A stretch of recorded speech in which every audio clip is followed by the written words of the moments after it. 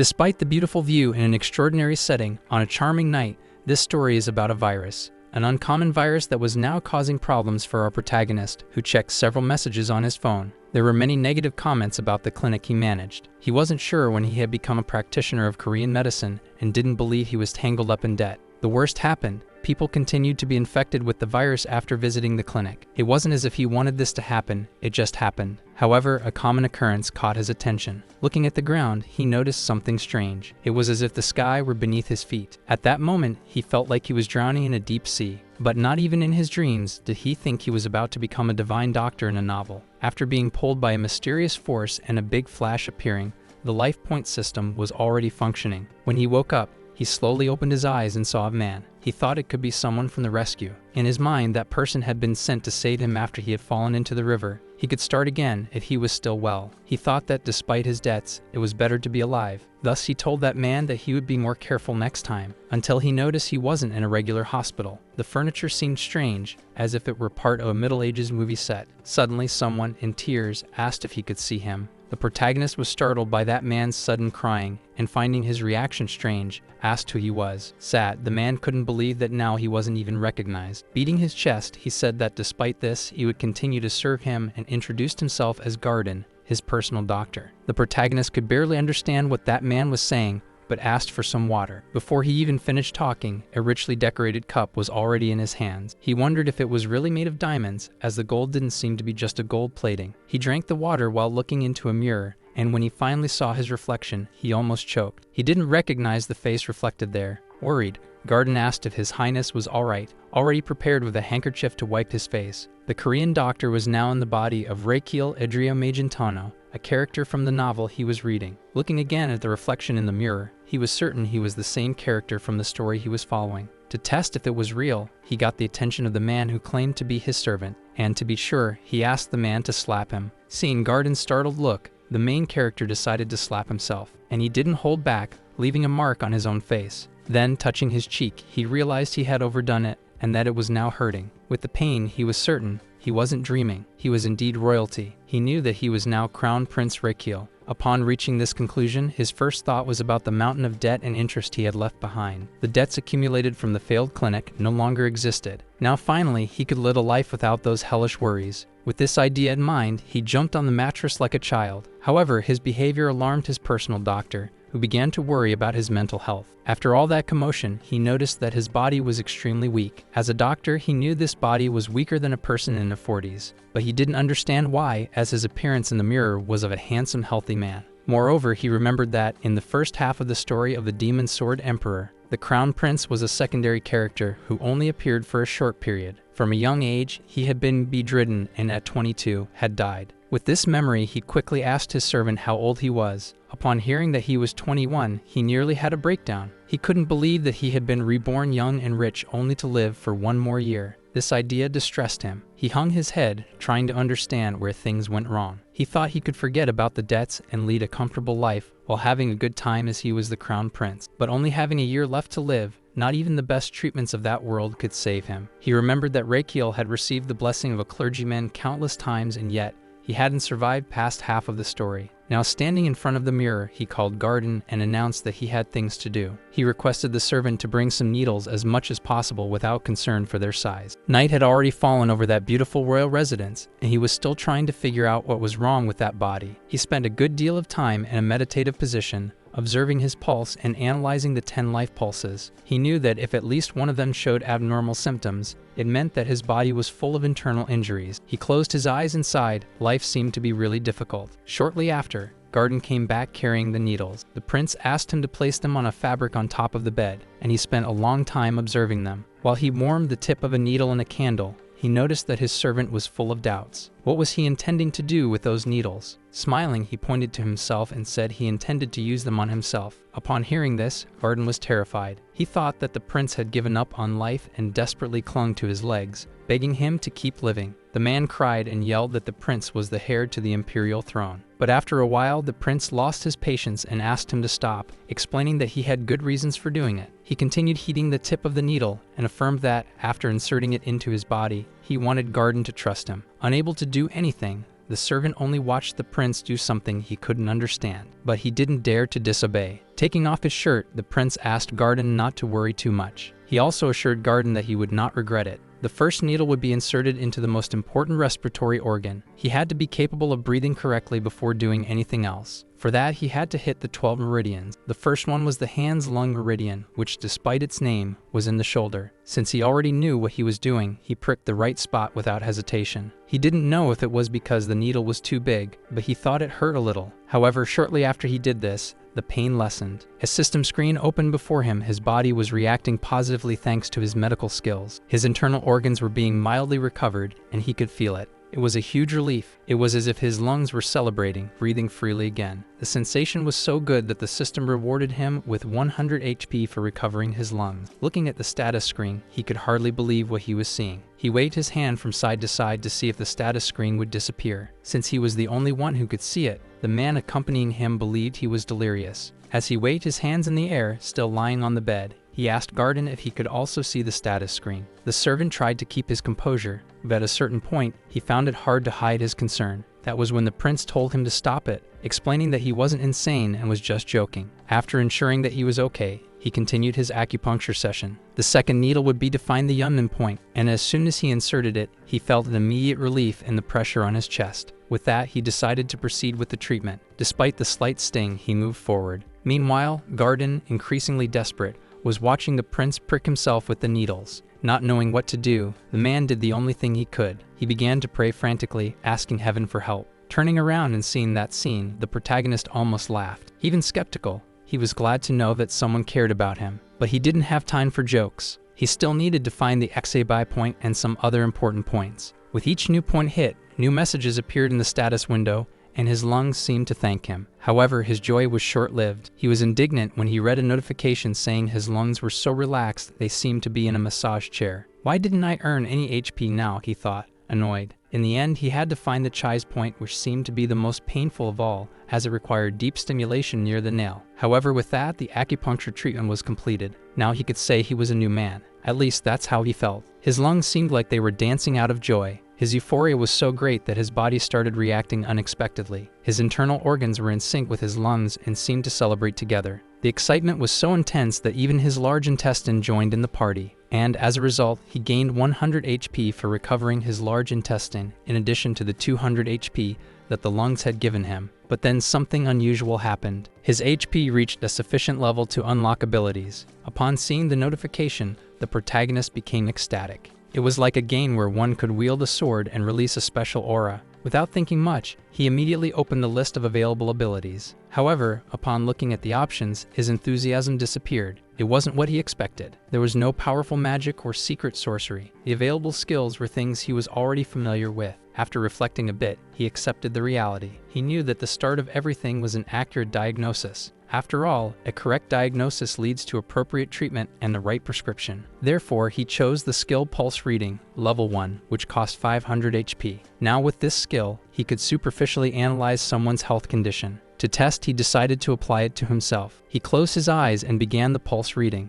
A basic health analysis started being performed. Then the system screen blinked and revealed a report. The diagnosis S to class trash. And worse yet, life expectancy, 91 days. The protagonist felt more downcast than before. He thought he would have at least a year of life, but now that prediction had been reduced to just 3 months. For him, that was shorter than a cell phone contract, but he warned his body that he would not surrender to death so quickly. He would switch to plan B with the method of respiratory supplementation and drainage. There he was again, prodding the needle into his finger. He calmed himself to see the result. Now his expectancy had increased by 1 day. That to him seemed good. Although it was a miserable number, something had increased. Thinking it was effective, he tried it on the other side. With so much excitement, he was already being needled from all sides until an alert arrived. His body was stressed, and only then did he realize that acupuncture was not omnipotent. Meanwhile, Garden was desperate because his prayers had not been answered. Now all the organs that were previously happy were depressed, nauseated, crazed. The alert indicated that the patient should be resistant to nerve stimulation to endure acupuncture. Now he already knew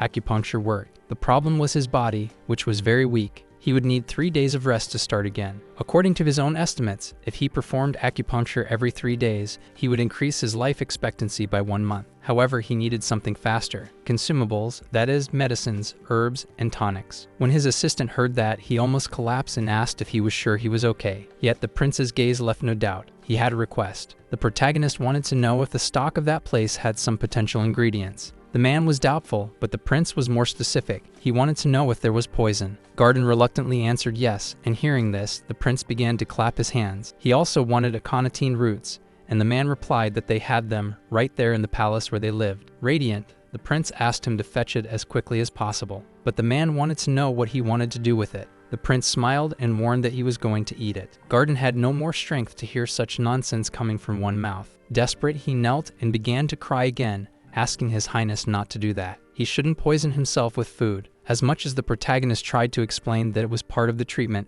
it was hard for the man to accept. In tears, but trusting the prince, he would fetch it, since the prince said that if he took too long, he would do exactly what the man feared. Garden, with his eyes shining, did not want to be blamed for anything that could happen. But the prince had the patience to explain to that man that, although it was poisonous, the plant could be medicine. There were 2 kinds, and the one he wanted to eat was the smaller offspring root. Therefore, that man knew this would make your heart stop. The young prince smiled, confirming that it was true, but he also said he knew how to neutralize and perfectly control that poison. He could turn a poisonous plant into a medicinal herb. However, those words did not sound good. That man did not believe that this was possible. The protagonist explained that this was called detoxification elsewhere. After cleaning the offspring root, it could be used as medicine. Even after all that explanation, the man was not convinced at all. For someone who had never heard of this, it was hard to accept. But if it would help the prince get better, he would fetch it. The prince was thinking he shouldn't have explained anything, just given an order. Leaving the royal chamber, that man walked down the hall, saddened as the prince's body was growing weaker each day. They had been desperate for some time, as no medicine was effective. Her prince said that detoxification was good, he would try it. But in exchange, when that detoxification ended, he thought of taking the medicine first to see if it was safe. With the potion boiling, the man thought it had a strange smell. The prince asked if he was not yet convinced it was safe. The man could not simply trust, as he was cooking something poisonous. Some time later, the man started crying again, begging for the prince to reconsider his decision. All that racket always caught the prince by surprise, startling him. So he thought of returning the fright, asking the man to try it first. The problem was that's exactly what he wanted. His face even glowed with happiness. Of course, the prince was not serious, but he noticed that that man really liked him. This reminded him that in the novel, that man was loyal and dedicated. He had not been the head doctor from the beginning, having started only as the family doctor's assistant. It took time for the doctors to trust him, and in the end, they left. In the end, he was the only one who was by the prince's side until the end. That was the kind of person that man was. Unfortunately, in the novel, he was blamed for the death of the crown prince, and his son was executed. The protagonist knew that that man was genuine, a loyal someone who deserved a good life. But even so, he did not want to share something so good with him, as he planned to take all the elixir by himself. The broth of the poisonous herb was ready to be consumed. Now he would take it. That's when the man asked if he could drink first. The prince understood that he was anxious, but warned that the medicine needed to cool. With that, the man believed. Knowing that man's loyalty was with the real prince, he would have to make up an excuse to get out of this situation. For that, he mentioned what the wizard had told him in dreams. Despite claiming he trusted, his facial expression showed otherwise. Hand on his face, the man said he found that medicine very suspicious. The young prince, taking advantage of the moment the man brought his hand to his face, ran, grabbed the jar, and drank it all at once. His assistant nearly lost his mind. After drinking, the prince wiped his mouth with satisfaction. With a mischievous smile, he looked at the assistant and said that nothing had been left over. His eyes sparkled with energy as he felt the reaction was about to arrive. The status screen indicated that he had consumed something duly prepared, which increased his metabolism. Soon, the awakening of the core began. This core, called Ezrahan, was something new to him. It was a technique created by the legendary swordsman Gavier Ezrahan and his master, also known as the greedy bastard Lloyd Frontera. Now the technique was at level 1 and could process or increase the mana absorbed by the circle around the heart. This made the protagonist feel as if there was a slippery donut around his heart. With his vitality increasing, he realized that it was mana. He found it too good, but quickly felt a strong impact. The effect came faster than he expected. It seemed that his heart was being assaulted from within, as if that slippery donut was compressing it. The impression he got was that he was about to have a heart attack at any moment. Garden, seeing the prince collapse and trembling with his hands on his chest, could only scream. He said several things that made no sense, not even to himself. Meanwhile, the protagonist realized he might have exaggerated. His body was on high alert. He knew things were out of control. The mana circuit was putting too much pressure on the heart. This meant that the circuit and the heart were not compatible, as that prince had always been frail since little. He could never train the mana circle. Now it was like a ring that was too tight, compressing his heart. The protagonist, a doctor, knew that if this was real, he would not resist. However, he had an answer. He took a deep breath and knew he couldn't shrink the heart. His way out was to try to expand the circle that was exerting a very intense compression. He needed, by any means, to accelerate the rotations that the circle was doing. He would let it run loose, but the load was so heavy that he thought he would pass out. Inside, he knew that that pain was nothing compared to the hardships he had faced in life. He thought of the accumulated rents, debts, loans, interest, and the beautiful house he had to sell to ease the situation. He would not waste a second chance. He would not let a simple circle belittle him. He wanted to grab it with his hands and force his heart to work again, without loans and with a free life. It seemed to have managed to make the circle compatible again with the heart. Thanks to the positive stimuli, the king of internal organs, the heart was perfect. Even so, it had kind of worked. That's why he was happy. Garden, very worried, was pacing around the prince, asking if he was okay. Now he breathed a sigh of relief as the king had arrived. That was the heart. It arrived as if being carried by numerous subordinates, exhibiting a glory other organs didn't have. It was like a pop star, an idol loved by everyone and revered by every member of the body, treating its subjects kindly. However, now the prince's body was celebrating, and he felt much better. Looking at the status, he was pleased. It seemed like he had gained some sort of inventory and even possessed a certain potion. While Garden was still sad for him, the prince simply leaped up, already feeling as good as new. With a healthy look, he asked the man what had happened. Upon seeing the token, Garden was surprised to notice that, out of nowhere, the prince was full of energy. With rosy cheeks, the protagonist explained that he had simply choked a bit. But now, opening his mouth, he said everything was fine. Yet the man was still very sad, thinking the prince was on the brink of leaving the world. Garden was upset, wishing he had drunk before. The prince then said that next time he would let him drink. Now for sure, Garden was even more frightened, not wanting there to be a next time. In the meantime, the prince left and asked him to clean up the mess. Turning around, he gave a lovely gratitude smile. However, the way he spoke seemed to indicate that the poison had further affected his brain. As he walked back to his chambers, he thought that, if he was right, he could have achieved something quite interesting. Mana slot was a skill to store things that interacted with mana. He knew each slot stored 10 liters, and he thought about filling this with food, which meant he could stock up on things. Now he was looking for something to test and thought that water could be a perfect experiment. With that, he started to make some calculations to see how much water he could consume before it would be harmful to his health. He managed to lift a jug thought to be 2 liters, and even then, he had difficulties since his body was very weak. However, he decided to drink anyway, as his heart was good. He thought about storing the water he was drinking at that moment, and it worked. For someone who had drunk 2 liters of water, he didn't feel full at all. He thought he could drink more. Quickly, he drank 10 liters. To experiment, he asked the system to remove 0.1 liters, and seeing that it worked, he got flushed with excitement. He felt like a human camel, knowing he could store and retrieve water whenever he wanted. He wanted to put a tonic in the soup, but now he didn't know what to do with the water. If it expanded, it could turn into a bubble. So he kept looking at those jugs, thinking of a solution, until a thought came to his mind. When he looked at another jug again, he remembered Ezrahan's core technique, which was applied to the amplification and discharge of mana. He decided to start the amplification and discharge process, wanting to expel it outside the body. He focused, trying to make everything come out in the form of a blue light, something that he could call mana. It seemed like he only needed to put it in a bottle, but had to be slow and cautious. However, the plan did not work out so well. He quickly broke the jug and now the mana was out of control. Even so, it had kind of worked, and that's why he was happy. But it was exactly as he thought. The water came out as if it were from a faucet. He was satisfied that he had fired a real water cannon out of nowhere. The noise was so loud that it attracted Garden's attention, who quickly went to see what the prince was doing, bringing some guards with him. Terrified, he asked His Highness if he was fine. He thought it was an attack, but he didn't know who had dared to face the prince. Now the prince would have to come up with a good justification for his reckless behavior in the room. Then he said that he got a little upset and threw a bottle of water at the table, and that's why they heard the noise. The guards exchanged glances with the doctor, and neither seemed to believe the story. Seeing that his excuse didn't hold, the protagonist tried to think up something else. Even so, they pretended to believe and just asked him to be more careful so as not to get hurt. The prince, satisfied, thought he had managed to deceive them. Even so, the guards ordered the doctor to take him to another room to prevent him from really getting hurt. The doctor agreed, saying he would take him just as soon as he would take care of his injuries. With this, he bandaged one of the prince's feet. Now the big guy was being carried on the doctor's back, and soon after, he was resting contentedly in the second room. The new quarters were as comfortable as the first. Raising his hand high and looking at it, the prince thought the day had been very good. Despite the shock of a circle in the heart, the torrent of mana that ran from one shoulder to another, and the amplification and discharge of energy. With all this, the protagonist now felt full of energy. But before he caused more trouble, he dropped off to sleep. Elsewhere, it was commented that the prince had been acting strangely. This information reached the emperor. The emperor was told that the young man had hurt himself with needles. Returning to the scene with the prince, he was in the kitchen preparing a large cauldron with roots. He was careful in the preparation, for everything had to be perfect, as it was 10 liters.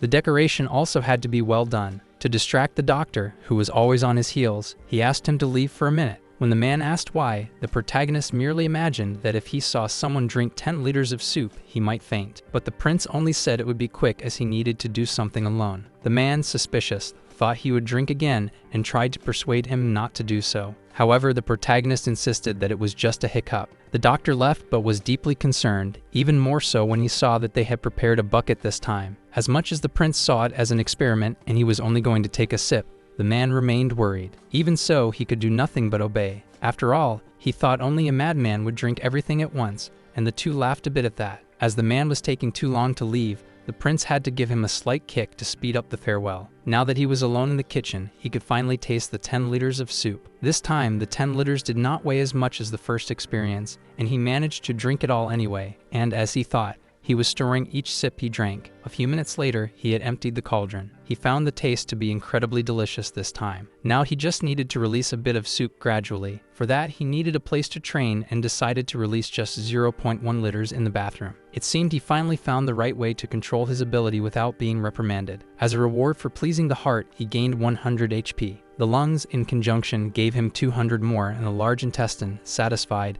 gave an additional 100. All in all, that day he gained 500 HP, but thought this was not enough. He needed to increase his life expectancy. After all his internal organs were lazy, just resting and waiting with nothing to do. They were just there, waiting for the next meal. However, it seemed that consuming only that soup was not pleasing all the organs. This ended up causing fatigue, as they were upset and tired of so much soup. So he decided to make a normal meal, something he hadn't done in a while. The moment he sat down at the table and started eating, a status screen appeared. By simply having a healthy meal, his life expectancy increased by over 50 days. Radiant, he stood up so fast that he knocked over the chair and shouted for joy because it had worked. The maid who was serving tea was so startled that her body shivered. This caused her to drop the cup on the floor. Quickly, the prince apologized for scaring her. She knelt down and asked for the prince's forgiveness. The girl was trembling because she thought that even though she had been startled, she shouldn't have broken a cup. While thinking that she would be reprimanded, the prince raised his hand and asked if she had gotten hurt.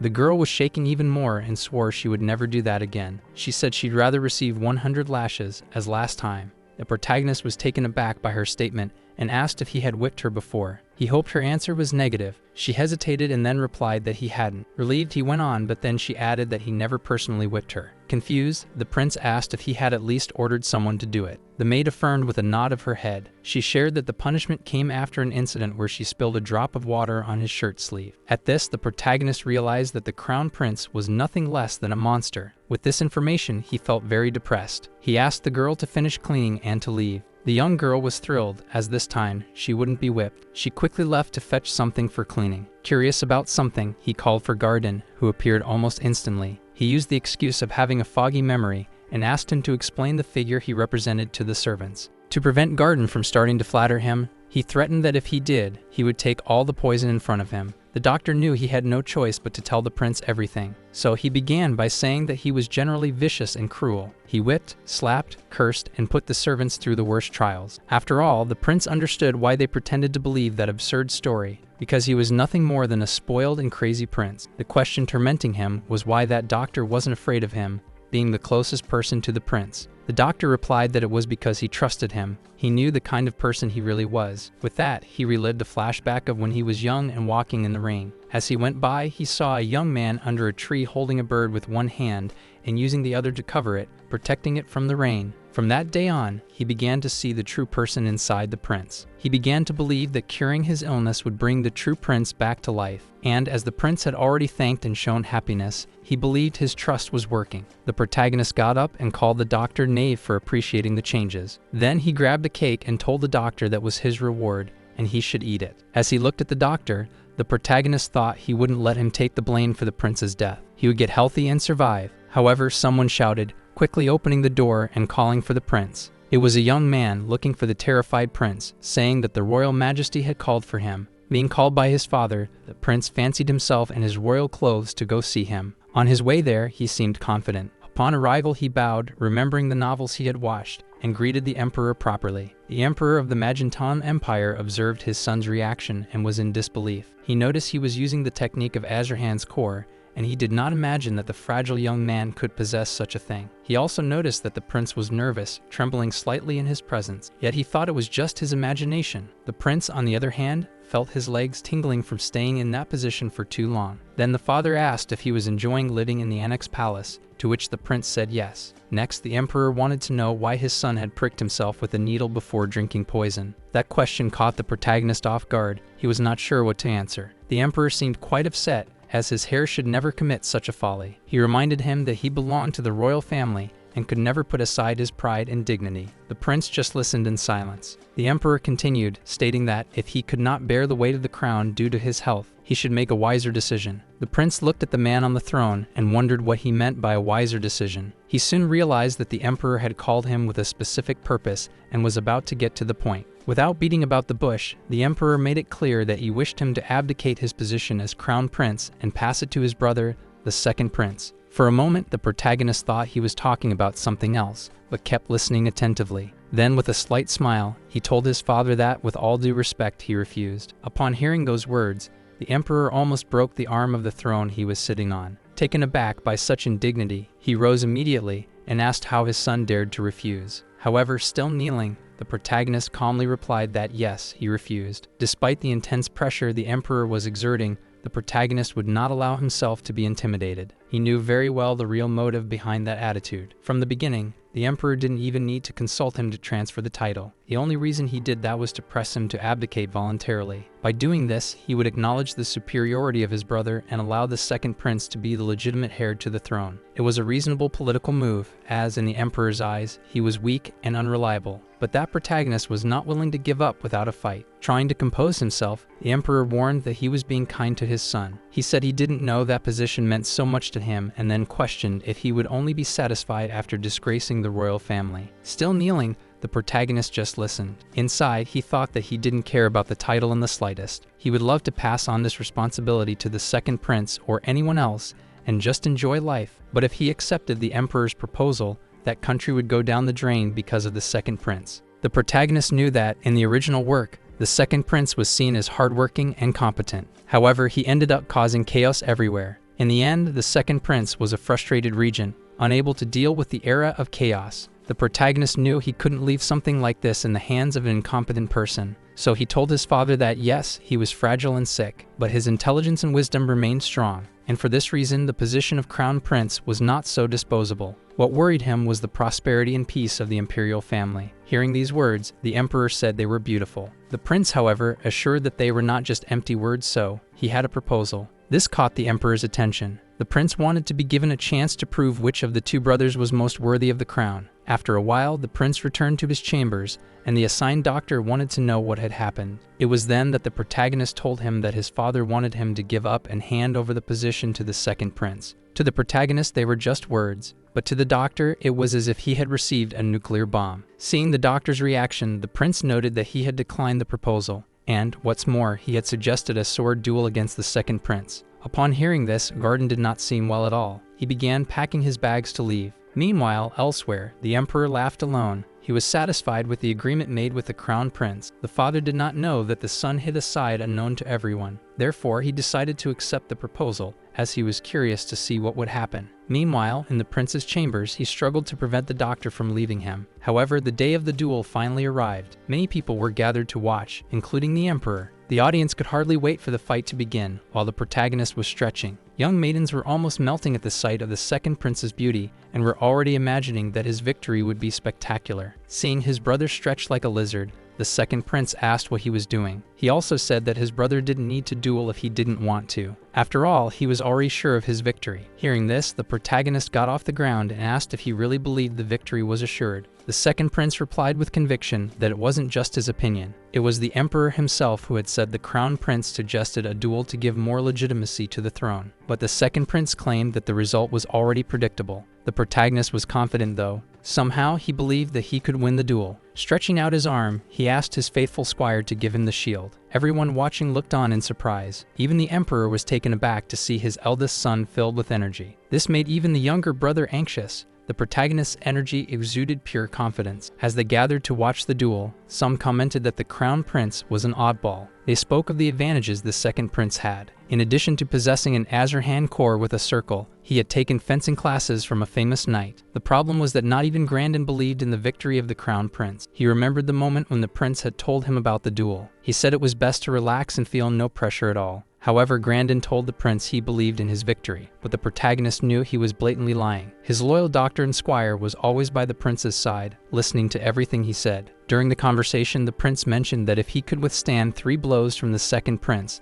then the victory would surely be his. Now all that was left for Grandin was to keep praying and hoping for the worst not to happen. He always wanted the prince to be careful and able to react. He was warned that the fight to come would determine who was fit to ascend to the throne. These were the emperor's words. The rules were simple. If the crown prince lasted 5 minutes or defeated the second prince, the victory would be his. However, if he failed in either of the criteria, the second prince would win. With that, the emperor ordered the fight to begin. Meanwhile, the second son just wanted everything to end as quickly as possible. The duel was officially started, and the crown prince's first move was to throw his sword on the ground. This caused many people, even the emperor, to think that he was getting up. Everyone thought that scene was awful, seeing the crown prince give up. The second prince thought the same for himself. It was better this way, as he didn't want to attack someone sick. However, people didn't believe that he had given up so easily in front of a large audience. That was becoming a family embarrassment for the imperial family. The second prince was confused. He didn't know whether he should tell his brother not to give up,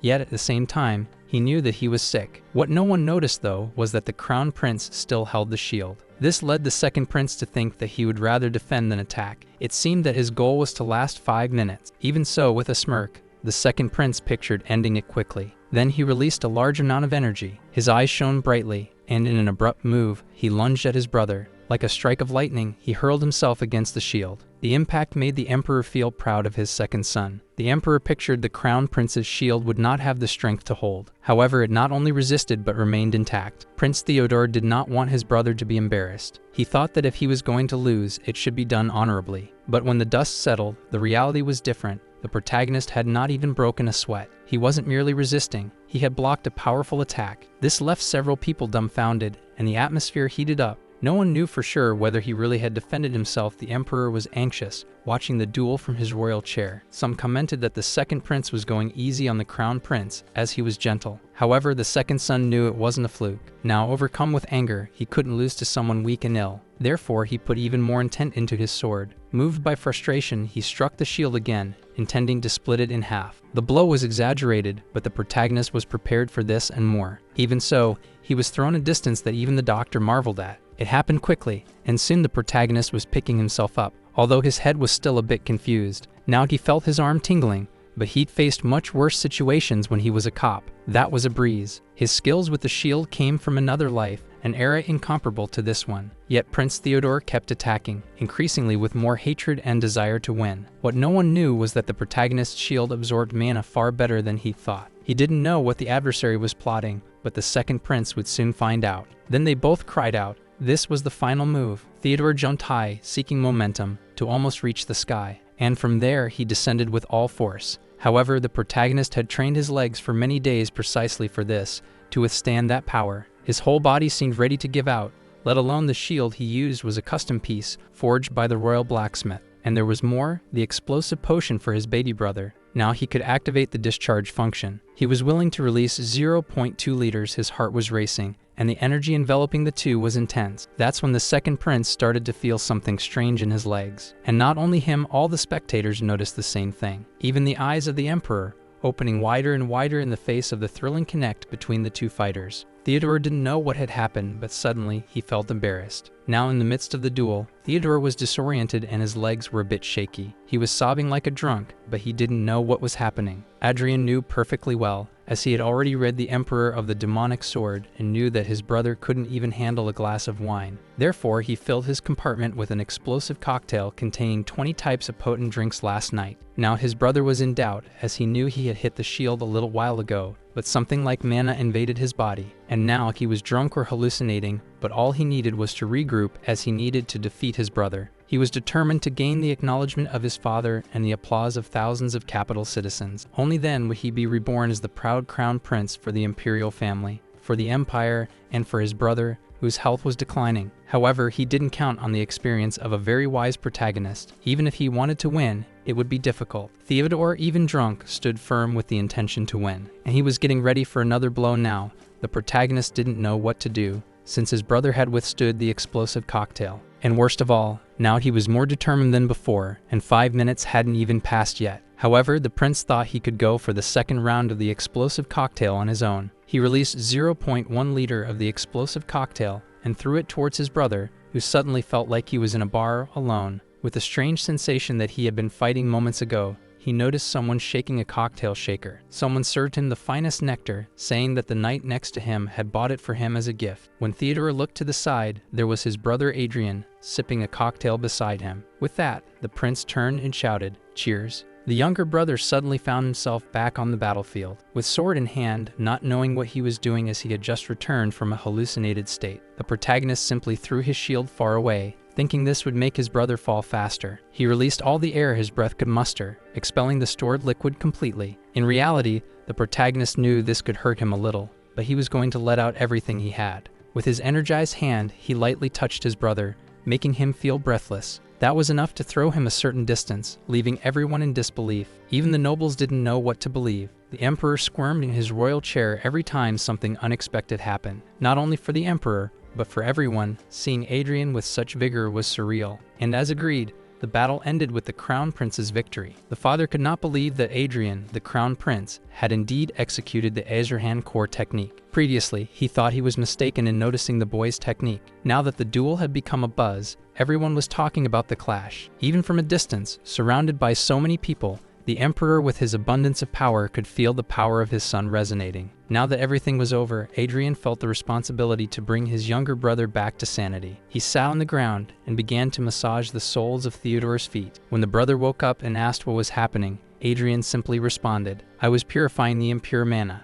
In other words, this was the technique of a powerful core. When the brother was puzzled, he simply said he was a late developer. Theodore looked to the side and couldn't believe his sword was meters away from him, which meant he had lost. Incredulous, he asked his brother if he had really lost, and the protagonist answered by asking if it was hard to believe. Adrian even made a comment saying that he himself could hardly believe it. That's when the second prince noticed that the protagonist's head was injured. However, Adrian responded that he thought he had hit his head on the shield while blocking the attacks. This made Theodore feel bad, thinking that he had hurt his brother. Now he believed that his brother was giving his all with his fragile body, while he was acting as if he had already won. The second brother was devastated for being so arrogant, but Adrian had already finished the massage and asked his brother how he felt. The second prince replied that he was ashamed of himself. However, the protagonist wanted to know how he felt physically. When the brother responded that he was better, Adrian boasted, as he knew he had cleared all the alcohol from his body. Afterwards, the second son kneeled, admitting in front of everyone that the defeat was officially his. He did this before the majesty and all the citizens, which made everyone a bit anxious. However, everyone really liked and admired that prince. Thus, they raised their hands and shouted support for Theodore. Adrian couldn't believe he had really won, but he raised his hands high, declaring himself the winner.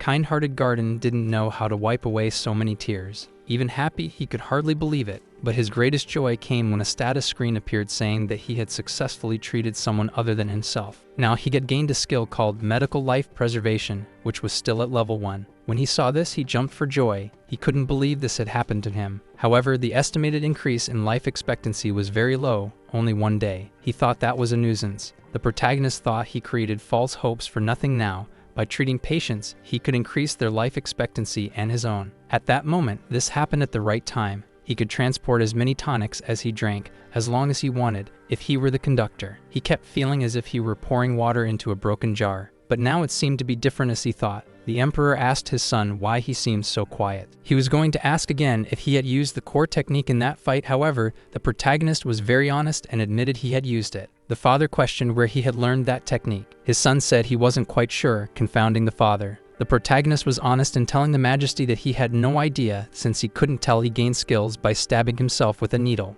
The father relayed that during the birth of his son, he had recorded the Azerhan core technique into the child's heart with his own hands. Hearing the words of his father, the protagonist told the emperor it was an honor. However, the father concluded by saying that he could not use it due to his sickly body. Sweetie, the protagonist, apologized to the father, who, in turn, said he was satisfied because the son had managed to recover from a crisis. Once again, the son gave thanks. However, the father declared this had thrown off his plans and efforts. It was then that the protagonist apologized for the third time, for he was no longer sure whether the father was praising him or just reprimanding him. In the end, the majesty proclaimed a promise was a promise and the fight had ended. He would continue to be the crown prince, but the emperor would watch him at all times. It was necessary to prove the ability to carry the crown's weight, which his son claimed to possess. Fists clenched. The protagonist remained silent. This attitude irritated the emperor, who shouted, asking why his son was not responding. Did you understand or not? However, the protagonist changed the subject and said his father no longer held a sword, just spent time dealing with kingdom matters. He said his father needed some exercise, keep up his endurance,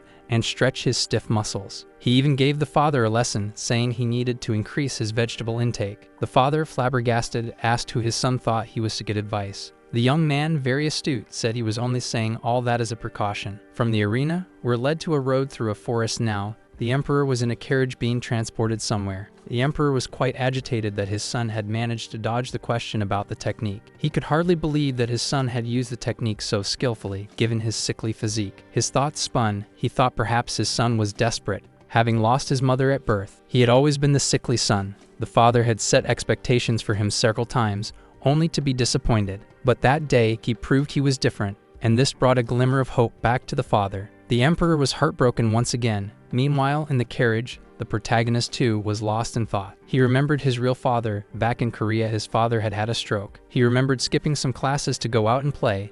Then he got a phone call. When he rushed, it was too late. Now, he did not want the emperor to collapse from a stroke, because the protagonist knew that this happened in the original story, and he wouldn't let it happen. Since the emperor needed to stay healthy to protect the throne, he also didn't want to go through that experience again. As he was there, lost in reverie, he was startled, as Garden was crying like a child. He wanted the prince to ask why he was crying, and so he did. That's when Garden shared he was very moved, suggesting it must have been difficult and tiring. However, the protagonist did not want to hear all this crying and asked the man to pull himself together, as they had a lot to do. When asked about who he was, he only mentioned he needed to find someone. After saying this, they appeared in a very fancy restaurant, one of the most renowned in the capital. The prince asked Garden if he knew the restaurant, and he confirmed he was a loyal customer. He wanted to know why the young master had changed clothes, as he was almost unrecognizable. That's when the waiter asked if he wanted to take their order. The young man blurted out that he wanted pasta with sauce on the side and a salad without vegetables. As he made that odd request, Garden was looking at him perplexed. However, the waiter asked them to follow him, which left the doctor even more flabbergasted. Whispering to the prince, he asked what kind of order that was. The prince asked him to calm down, saying he would understand soon.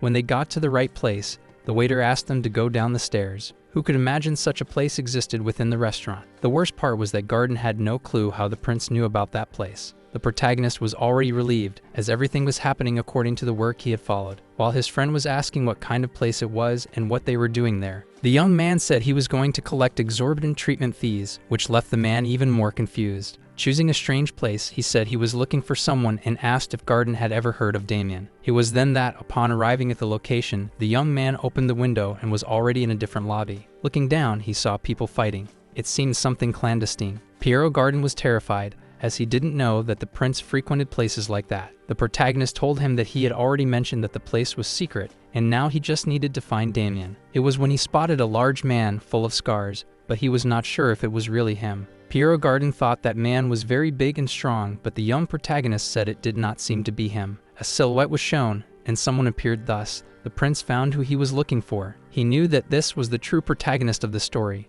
Damian Cain, a tall young man with black hair and almond eyes. Everything indicated that someone was going to fight in that clandestine arena. After the presenter of the previous fight asked the burly fighter to withdraw, he joyfully announced, "The next fight will be the main one of the day. Damian, the one with demonic talents, the genius of the sword." That person was a true prodigy. He entered the Colosseum at 17 years old and in just 3 months became champion, remaining undefeated. However, Damian's adversary that day was someone more demonic. Then, a figure appeared with huge feet and an evil presence, someone with large teeth. The image was frightening, a troll. Even the protagonist, upon seeing that immense creature and feeling its oppressive presence, was startled, especially because Garden kept calling him, making him even more nervous in that already tense environment. Startled, Piero Garden asked with a trembling voice, "Are they now feeding trolls with humans?" However, that was just a fight for some. It was entertainment. For others, a chance to showcase their skills. And of course, there were also those who only wanted to make money with it. But Damian wasn't someone who would back down from any troll.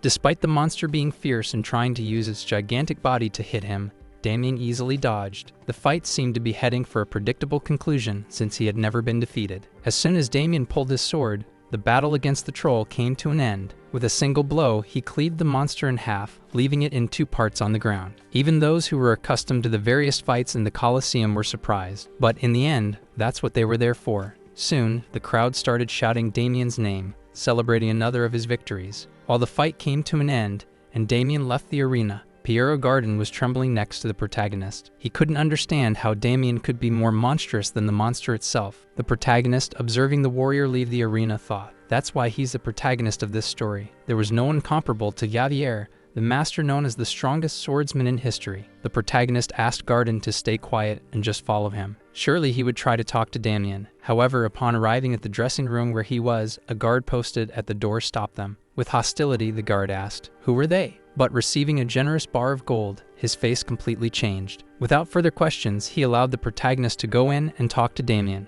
When the prince came in, the young swordsman just looked at him, not understanding what he wanted. The protagonist knew that he should not show his nervousness. The system message indicated that his large intestine was terribly scared. As he approached the table, he noticed a bottle. He picked it up, held it up, and asked, "Damian, why are you taking these cheap painkillers? Can you sleep after taking these bombs?" Damian just watched the man in front of him, trying to understand who he was. However, the protagonist, remembering his time as a doctor in Korea, decided to make his move. He said that he is someone that he will need. Damian frowned, suspicious, asked if he was a drug salesman, and asked him to leave. The protagonist simply tossed the bottle aside and said, "He doesn't need those crappy painkillers." The knight, visibly irritated, grabbed his sword and positioned it dangerously close to the protagonist's neck. But before anything happened, the protagonist calmly said, "He won't get rid of that annoying headache with this." These words hit Damian squarely. The protagonist knew he had hooked his attention. Now it was showtime. Nevertheless, he wanted him to pay a lot of attention and warned him that the headache usually started in the back of the head. It was in this area, close to the neck, where everything would get locked up,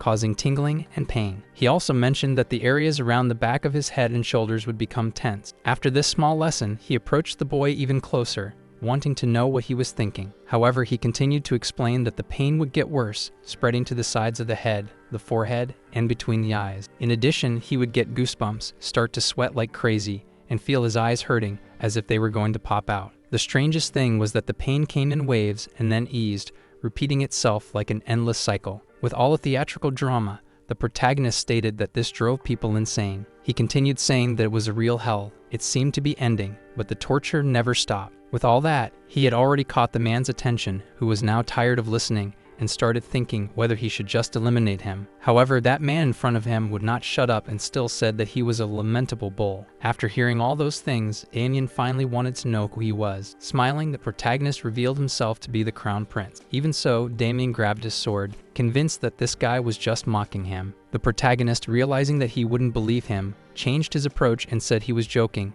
In fact, it was Kuzman who sent him. Only then did Damian stop to listen to him. After all, the man the protagonist was referring to was the promoter, the intermediary of the Colosseum. Taking advantage of this moment, the protagonist mentioned that he had heard his complaints about headaches. That's when he suggested that Damian was having trouble with intermediaries, but he knew a way to help. To Damian, it was as if there were 2 small beings on his shoulders, one good and the other not so much. But the situation got even stranger when the protagonist suddenly burst out with an unexpected request. "Take off your clothes and lie down." He wanted to explain the process while performing the treatment. Damian, hesitant, removed his shirt and lay down on his stomach. When the prince asked if he was scared, Damian promptly said no. After all, being a warrior, he couldn't show fear. However, the prince thought that sooner or later he would. Then the protagonist magically pulled out of his coat pocket an object that, being so big, would not fit there at all. And without ceremony, he put that thing that looked most like an anvil on Damian's back. With a scary look, he asked the patient, "Is this your first time seeing moxibustion?"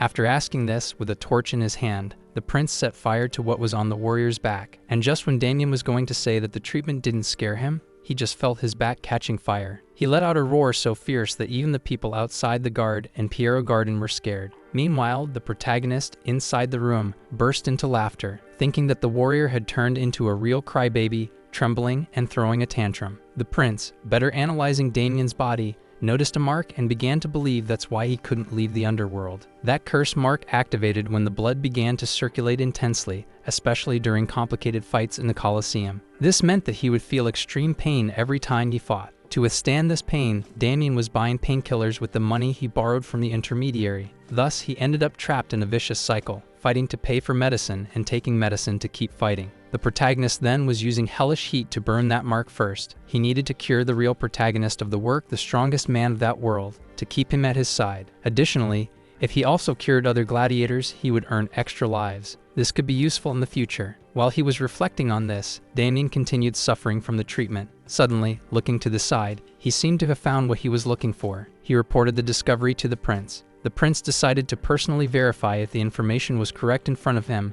The description matched exactly. Now he only needed to confirm if it really was the right person. He pulled up a chair and sat next to it. The man frowned, casting an intense look. It was at this moment that the prince mentioned the name Kuzman. The look intensed, and the response came strongly, claiming ignorance. The prince, however, insisted, mentioning that he ought to know about Damian. He affirmed that he was interested in acquiring Damian Cain, and wanted to know what the necessary amount to pay off his debts would be, including the costs of painkillers and breach of contract. The man smiled and mentioned that the amount was exorbitant. He added that any lower amount would be unacceptable. Laughing, he declared that only the crown prince would be able to pay. However, the protagonist claimed that, luckily, this was precisely his position. The man didn't believe the statement and mocked it, saying that, if it were true, then everyone there would also be members of royalty. With a sarcastic tone, the prince retorted, arguing that he doubted royalty would be involved in selling medicines. Irritated, Kuzman stated that if there were no interest in business, it was better to disappear from his presence. As he walked away, the prince aroused suspicion, for he had never been seen in that place before. He snapped his fingers, and someone immediately appeared, ready to fulfill any order. He wanted to know the identity of the skinny individual who tried to be funny. He needed to figure out who he was,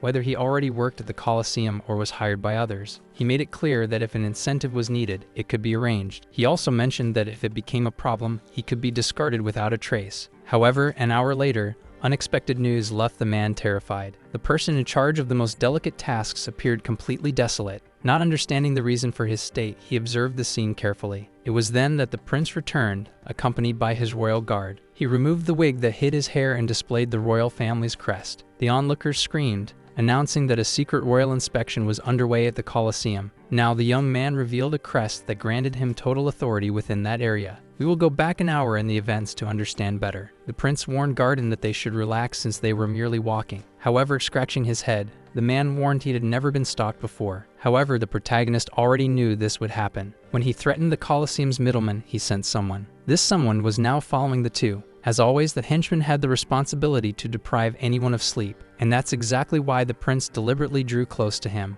Meanwhile, the henchman was lurking, just waiting for the right moment to attack. However, he was caught off guard by the captain of the guard, who, along with the army, was accusing that man. For trying to eliminate someone from royalty, he got a few incentives until he realized he should not do such things. This takes us to the current moment, where the prince shows he can conduct a royal inspection. Since he said he was the royal inspector, he could perform the inspection at will. Garden looked at the protagonist, not quite believing his bizarre idea. However, after relaxing a bit, the prince said it was nothing. He just wanted to say that once. He told the captain of the guard that he had done well. Now the middleman didn't know what kind of situation he had gotten into. Upon seeing the royal family crest, he realized things were serious. Then the protagonist shouted that he, Crown Prince Adria Magentano, ordered his knights to finish off that place once and for all. Pointing at the middleman, he commanded to seize the man without letting him escape. The soldiers promptly carried out the orders given by the prince. Garden, looking at the prince, imagined that everything was running according to his earlier statement. He He felt a mix of joy and pride, for the person he knew had completely changed. Now he was even subduing underground organizations and safeguarding the Empire's security. He was satisfied and lavished praises on everyone. However, what no one knew was that he did all this to earn more life points. Now the protagonist was looking for and calling out the crown prince who was selling medicines. Of course, he was referring to the middleman and asked him where he thought he was going with the fake medicines. The man even tried to run to escape, not understanding how that guy could be the real prince. He also didn't know why the man wanted to buy Damian. It made no sense at all. Still running, his plan was just to hide a bit until he was approached by kind soldiers, along with the prince, who was happy because he said that sooner or later, that guy would show up. Having made a bet with Piero and Garden, the man now had to pay. While the middleman fought about what he had done to cross with the real prince, the protagonist was boasting, saying it was a terrific mess, and no matter how much he thought about it, he would never understand. He also said paying for medicines was a serious matter. He laughed and said he hated when people didn't pay for medicines, just as he hated when they did this to him. The man didn't know what that person was talking about, but the prince made it clear that was why he asked Damian the prices of painkillers. The man tried to reason and keep up with what the prince was saying about a good faith agreement. When he heard he had thrown everything away, he went mad and tried to use the dagger against the prince. Of course, he was restrained with a large hand in the middle of his face, since the soldiers were there, and the head of the guard would never allow even a scratch on the prince. One of the brave guards told that man he would be better off lying on the ground. Everything in between had a pill in his mouth and thought that since it had come to this, he would use the capsule that would explode in 5 seconds. He hoped to cause chaos with a poisonous explosion, to paralyze and set off the moment anyone breathed in the poison. For him, it might be fatal, but for others inhaling wouldn't be a good idea either. He thought he would have time to escape by crawling after carefully considering the pill, and then finish off the prince. In his head, this was a perfect plan. He started a countdown but didn't account for the protagonist. Sneaking up behind him, hand over his mouth, the protagonist ironically asked if he planned on spitting something out. Now the go-between didn't know how that boy knew about his trump card, and to finish the countdown, the protagonist himself counted 1 and then the intermediary exploded from the inside. Suffering from the aforementioned paralysis, he was now on the ground in excruciating pain and would lose consciousness in less than 3 minutes. Trembling, he searched for the antidote in the pocket of his clothes, but the hero picked it up first. With the antidote vial before the man, he asked if he was curious about how he found out. Opening the vial, he said he wouldn't reveal his secret, dragging the man close to a fit, especially when the prince consumed all the antidote right in front of the go-between. After chugging all the antidote in front of the man, he added that it was fairly bitter. However, the man was desperate for the rest of the antidote to save his life. The man was shaking and begging for mercy, pleading that the protagonist gave him the remaining antidote, but it seemed like he wouldn't get it, seeing as he had already thrown out the antidote vial. All he managed to catch was the sound of the vial shattering, as he refused to administer the antidote to someone who had poisoned himself. He thought he would let that man suffer a bit before using his ability. Since he had absorbed a bit of the antidote, he could reverse it and save that wretch's life. The man couldn't stand any longer. He started having seizures and was just right to begin. All the protagonist needed to do was target the 5th thoracic vertebra, about 1.5 inches on each side, and so the prince performed his procedure at the exact transport point of the heart. The patient felt life returning to his body and let out a gulp of vomit. Now the prince was ready to release 0.01 of the stored antidote, which would complete the treatment. With proper care, the go-between was now sleeping like a baby. Due to the procedure, he scored points in preserving life, and his life expectancy increased to 21 years and 2 months. As a result, the extra lifetime he received was 3.81 days. His current life expectancy was now 118 days. Seeing that status, the protagonist was elated, and after all that effort, the prince ordered the guards to arrest that man. All that remained was for him to retrieve what he had come for and quickly return to his palace. However, the gladiators seemed to be having trouble with the prince's royal guards. The gladiators had dealt with some of them and were preparing to eliminate the remaining. The soldiers couldn't understand how those gladiators could be so strong. However, who just arrived was the prince, angry because the patient hadn't obeyed his orders. The guards didn't understand how the crown prince knew that person, and now being addressed as such, he could hardly believe he was telling the truth all along. So the prince approached him and asked if he now believed that he was the crown prince. At those words, the gladiator quickly lowered his sword. The story takes us to a flashback of Damian, who was young and saw his mother laid on the ground with a pill bottle by her side. The little boy called out to his mother, but this was how she looked on her deathbed. He dreamed about it all the time, the day he was left completely alone in the world. It was the very day he saw his heart and hope falling apart. The day he was abandoned. Now upon waking up, he found himself in a palace in a luxurious room with the prince waiting for him to wake up. Pierrot Garden hurried to present himself decently this time. Slightly suspicious, the gladiator grasped his hand and stated his name. The prince interrupted, saying he had had enough introductions, and asked Damian to accompany him as it would be a busy day. Garden asked what the prince planned on doing with this gladiator. Meanwhile, the young man just watched the prince and his loyal vassal in yet another of their usual arguments. The prince had improvised a moxibustion clinic, and there were already several patients sitting in their beds. Damian was startled and wanted to know what place this was. They told him it was a training room, which was obvious. Everyone noticed that the prince not only removed everyone from that dreadful place, but also allowed them to stay in the smaller palace, taking care of each one of them. The question that hung in the air was why the prince was being so generous with everyone. However, one thing was certain: he wasn't doing that out of mere kindness. It was evident that by gathering most of the gladiators all young, in their 20s, with the oldest being just over 30, he had a purpose, and when he freed them from the shackles, he would gain a good amount of extra life. However, he could not reveal this truth. Therefore, he started his speech stating that nothing in that world was free. He told them not to fool themselves thinking that he was kind, and revealed that he was seriously ill. One of the men raised his arm and stated that the whole empire already knew that. Upon hearing this response, the prince decided that he needed to be even more merciless. He explained that current doctors could not cure him, regardless of the treatment used. Then he turned to Damian and asked if he knew the real reason why he was doing that. The gladiator replied that he believed they had been brought there to serve as a test for new treatment methods. Everyone heard the prince agree with Damian's answer at that moment. They had an epiphany and widened their eyes. Noticing the reaction, the prince questioned the gladiator about what he thought of the treatment he had received before. Upon hearing that the young man had shown significant improvement from the first session, the others calmed down. The prince wanted to know if anyone still felt insecure about the treatment they would receive. In the face of silence, he concluded that his strategy had worked now. He could proceed without hesitating. As soon as the treatment began, screams echoed around the place. 7 days later, many were already in the final stage. Everyone was vomiting and sweating excessively. Chaos and disorder were established. However, the prince knew that it was just a withdrawal reaction caused by the lack of painkillers. If they did not face withdrawal, it would be difficult to continue the treatment. Still, one of them felt noticeably better. Damian. This caught the prince's attention. He began to question him if he wasn't feeling dizzy and nauseous. The young man replied yes, but that he was managing to endure. The prince believed that Damian was stronger than the others, because in reality, he was the protagonist of that story. Even so, he decided to use other treatment methods. He ordered everyone that for that day it was enough, recommending that they drink plenty of water and rest. Then he turned to Damian and asked if he was getting worse due to withdrawal symptoms. Despite the gladiator denying he was feeling bad,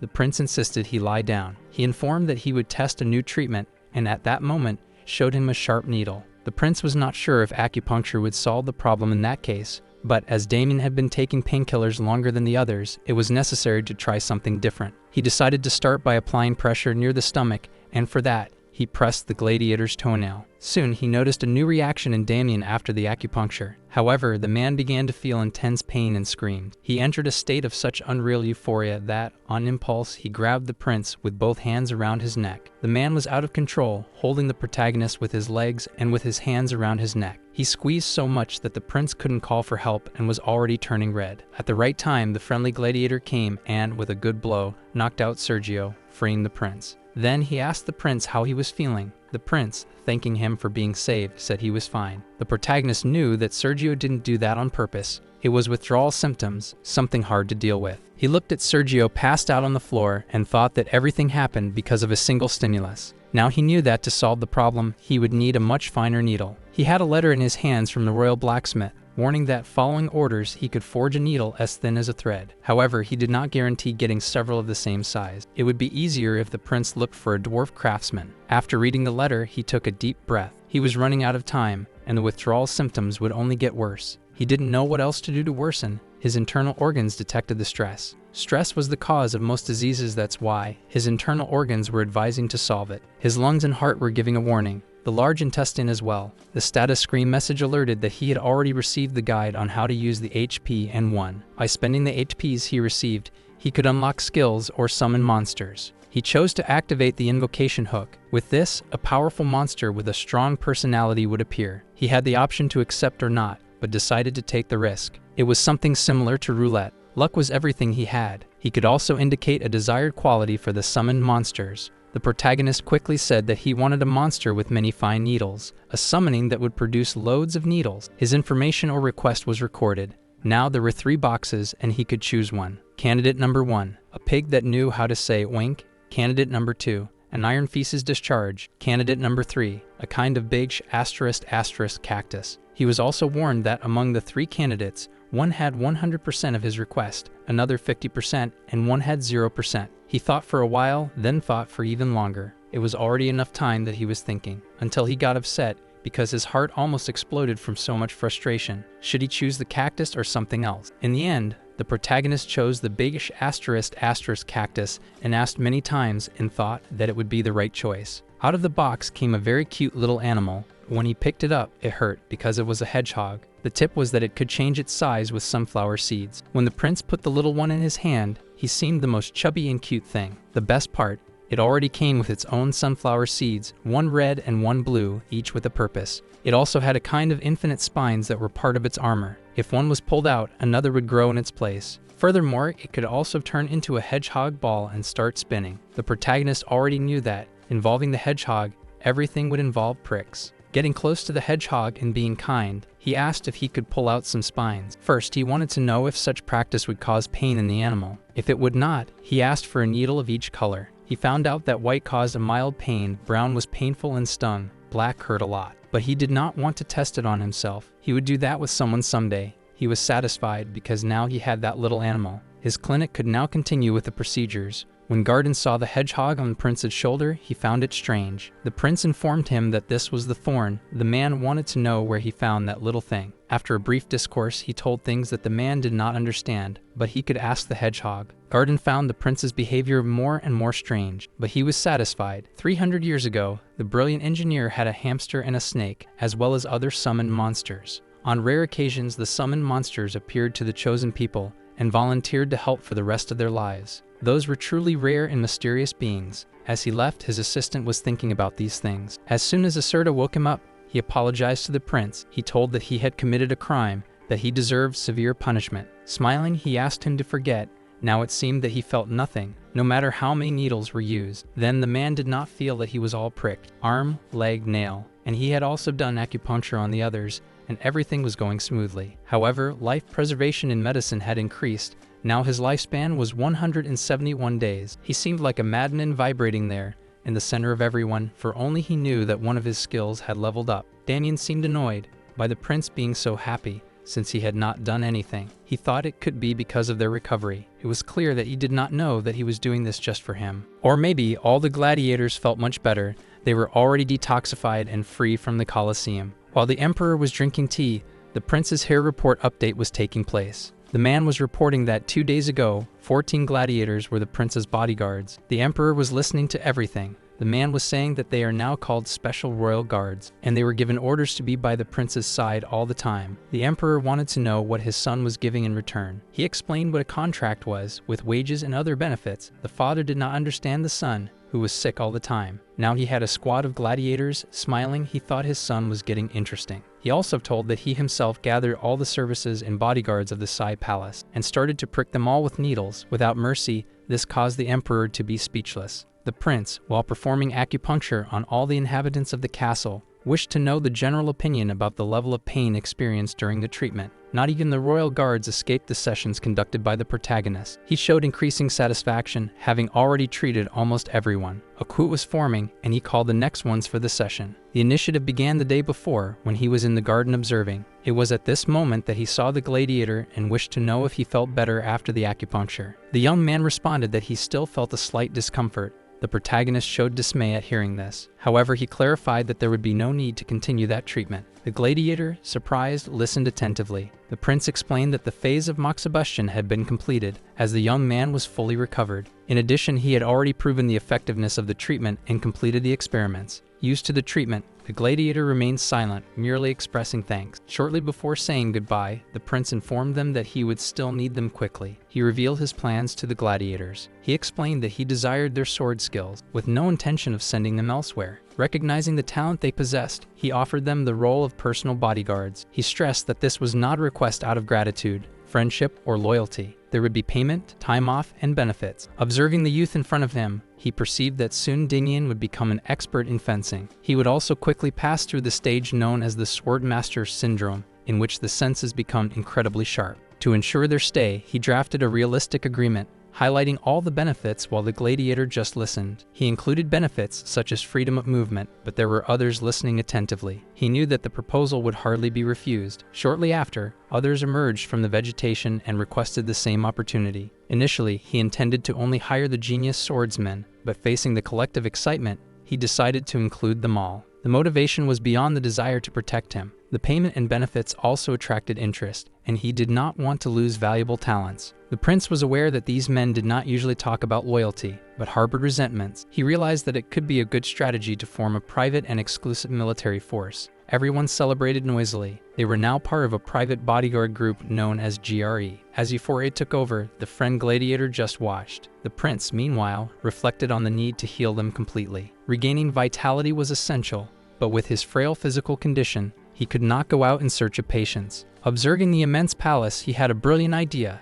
To keep that whole structure running, many people would be needed. He then decided to combine the useful with the pleasant. More acupuncture sessions meant the creation of a clinic inside the palace itself. He was explaining to the gladiator the concept of a clinic when suddenly, Garden started crying again. The prince, surprised, watched the emotional man declare that he finally understood the nobility of his heart. He believed that the prince wanted to help people by setting up the clinic and felt joy as everyone recognized his altruism. Piero and Garden couldn't imagine that. Even though he was weakened, the prince still prioritized the well-being of the population. The two exclaimed that everything would be done for the citizens, while the gladiator just watched. He always stayed attentive. That's how he lived. After that, the prince mentioned his intention to start the treatments at the secondary palace. Garden reflected on how, since it belonged to the crown prince, that environment might not be so welcoming to the citizens. He then suggested that good publicity be made, telling success stories from treatments to attract more people. He agreed that the more people knew, the more they would want to go to him. The problem now was that he had treated 500 patients, and they all remained healthy. Even after examining 500 people,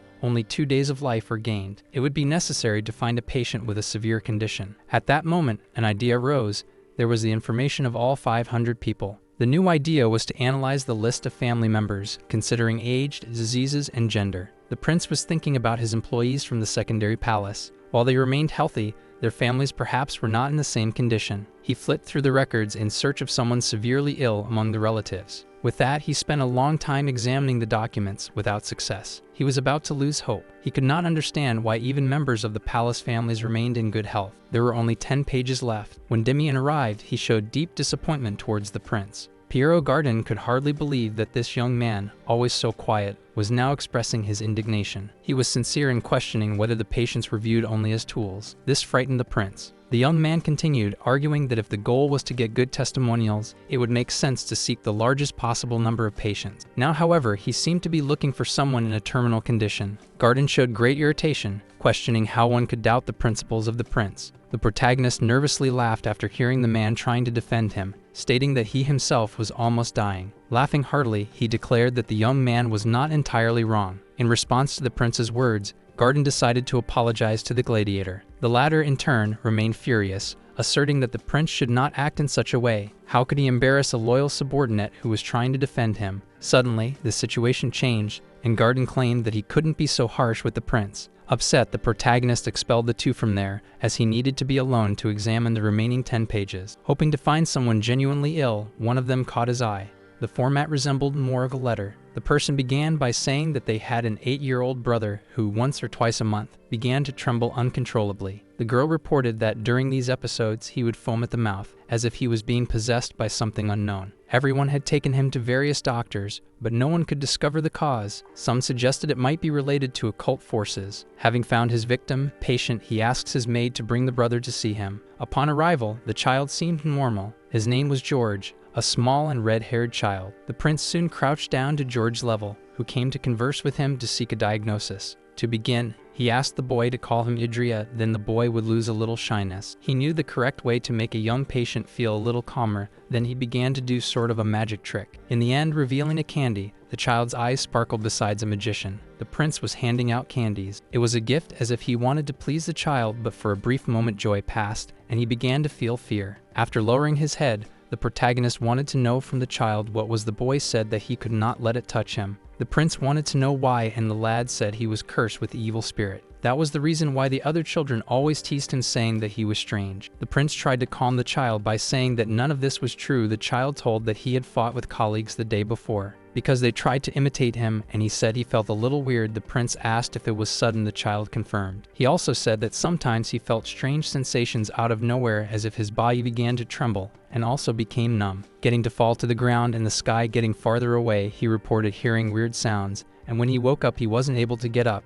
After hearing everything, the prince told the boy he had understood by hugging him. He said that he was very brave. The child's eyes watered up. It was the first time someone showed him affection. Instead of avoiding him, thinking that he had evil spirits, with that hug the prince tried to activate his pulse reading ability. Looking for a diagnosis, however, due to irregular brain waves, convulsive symptoms were detected. After scanning, he observed that the boy had something known as epilepsy. There generally would be no problems because of brain waves going out of control for unknown reasons, and this could cause seizures throughout the body. The prince, to cheer up the child, said that even if he was possessed by a demon, there was nothing wrong with him. The protagonist thought it was lucky to have found out about the child's epilepsy, but it would not be possible to discover the cause. However, the child began to have seizures in front of the prince and began to shake and drool. Now the protagonist would have to deal with that seizure. Everyone noticed that there was something wrong with the child. Everyone was worried, but Damian simply took the sword and asked the prince to stay away. The protagonist knew there was nothing so wrong. He asked that man to stop. This had nothing to do with evil spirits. He said it was just a disease. He was just sick. He needed care and protection because the child was suffering. It was asked to quickly bring a pillow.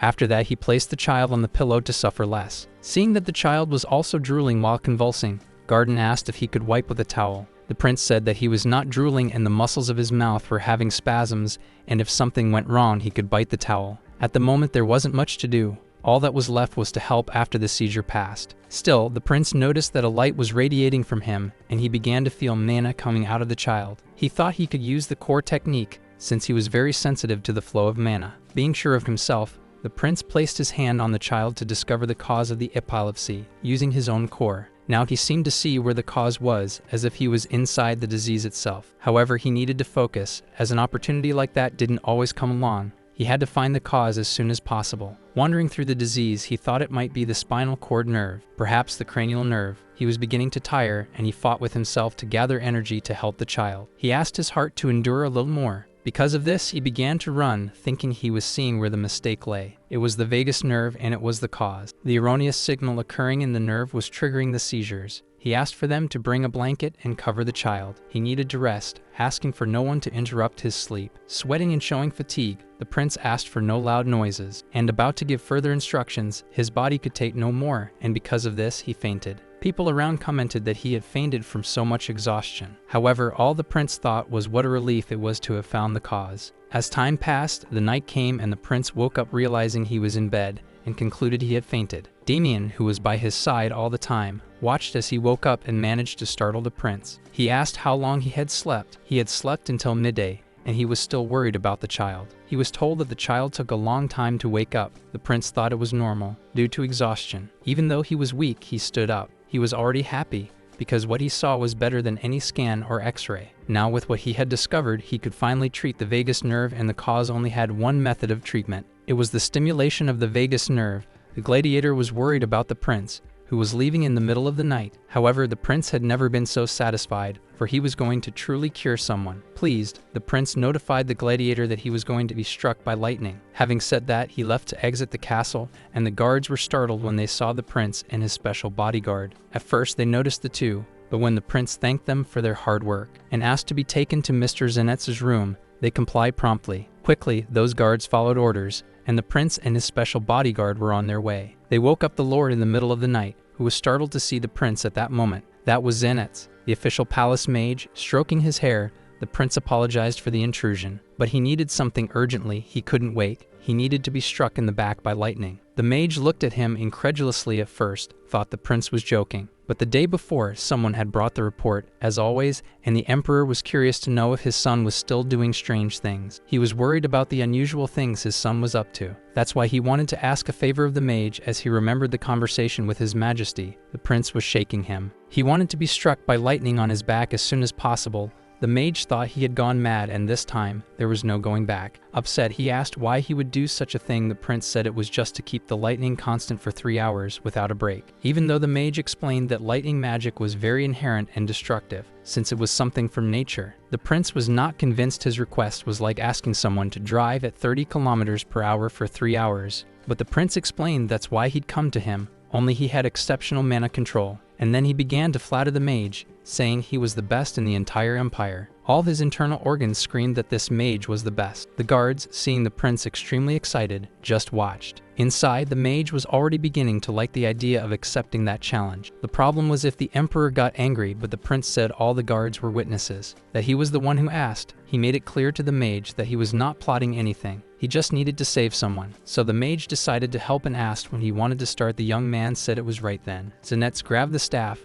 While he was doing that, the prince thought he couldn't use electricity on a child, so he was going to test first if it was safe. He could put the plan into practice. Quickly, he focused, and seconds later, the mage began to use his magic. He should apply it at a shock level, like static. Even so, the prince felt a certain discomfort, but it was great, as expected from the palace magician. However, now it was his turn. He needed to absorb those electric currents and transform them into electrodes. To later introduce electrical signals with it, he would treat the child's disease. He seemed to be transported into those electric movements. Thanks to the Azerhan core technique, even the prince thought he had a stolen ability. He had already understood and asked the mage to stop him. He asked if it was because he felt pain, for if it was because of the mage, he could do that all day. After that session, everyone went to the room where the child was. The red-haired maid, who was George's sister, was among all the others. No one knew why everyone was gathered, but now the prince was seated in a chair, while the child was on the edge of the bed, next to the mage and other witnesses. Smiling, the prince told the boy he would not lie. The medicine was bitter and the treatment was painful. When the child asked if it was going to hurt a lot, he said it was like a pinch. Showing a needle, he said it seemed like it was going to hurt. He poked the child with the needle, and he did not even feel it. But he knew it would hurt more from that point on. He asked the mage to give him electric waves again, like the rays on his back. Thus he could control the electricity flowing. However, Garden could not believe they were shocking the prince. The prince, while healing the child, thought that all the gossipers on duty should leave and spread the news. After removing the needle, all he needed was to transfer the processed electric currents. It was as if he was carrying something inside the electric waves themselves. But now he could treat the child's disease because he could already see inside the disease. He found something strange. For a moment, he began to sweat. He noticed that the mana flow was getting out of control. Where there was one flow before, now there were several. Everything was going to explode. A seizure was about to begin. The child was doing his best to hold on and asked the prince if it would take much longer. He was running out of time. He had 3 minutes at most, and the prince knew this. He would have to be faster than the seizures, for in the worst case, he had 1 minute, and the mana flow was spreading rapidly. It was necessary to introduce the opposite signal in that electrode. This was bad. He did not have enough time. He thought that if a seizure occurred while he was treating,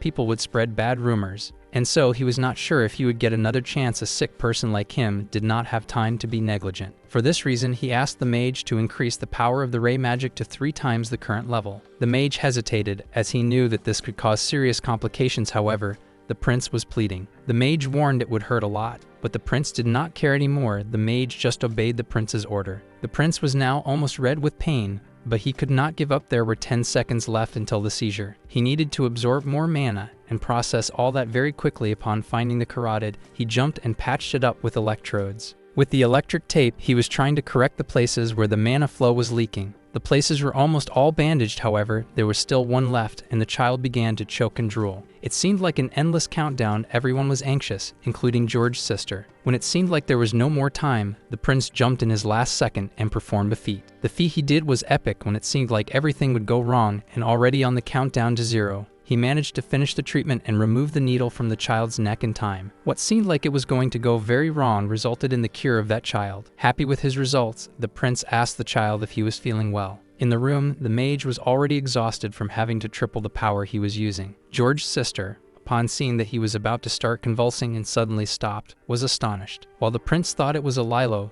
it was by a hair's breadth. If he continued, he would lose consciousness. With his whole body trembling, he thought that it had passed very close, His body was still numb. The notification was a medical treatment rate. It had increased to level 2. Patient George, even with all of this, gained just 3 days of life. He also managed to maximize the use of the core technique. By doing this, he surpassed his own limits. Upon observing his stats, he was satisfied because his core technique had leveled up and boosted the amplification. However, his liver, an organ that had wood energy, awoke. Now that organ was on fire, it wanted them to pick up its things immediately, because it was all set. The liver had arrived on the scene, and now the party was for real. Some organs were amazed to see a newbie, taking off his blouse and going crazy. The intestine was satisfied. It wasn't the newcomer anymore. Now it was the liver's turn to dot the I's, confronting the intestine. From there, it showed who was better, slapping the red head and keeping him in place. The liver made it clear that it wouldn't be turned into a newbie organ unless the whole body was wanting to draw. With that, the liver assured the user 300 HP. The lung, heart, and large intestine moved, gave 500 more HP. As the liver's party was starting, the user received an additional 300 HP, making a total of 1,300 HP.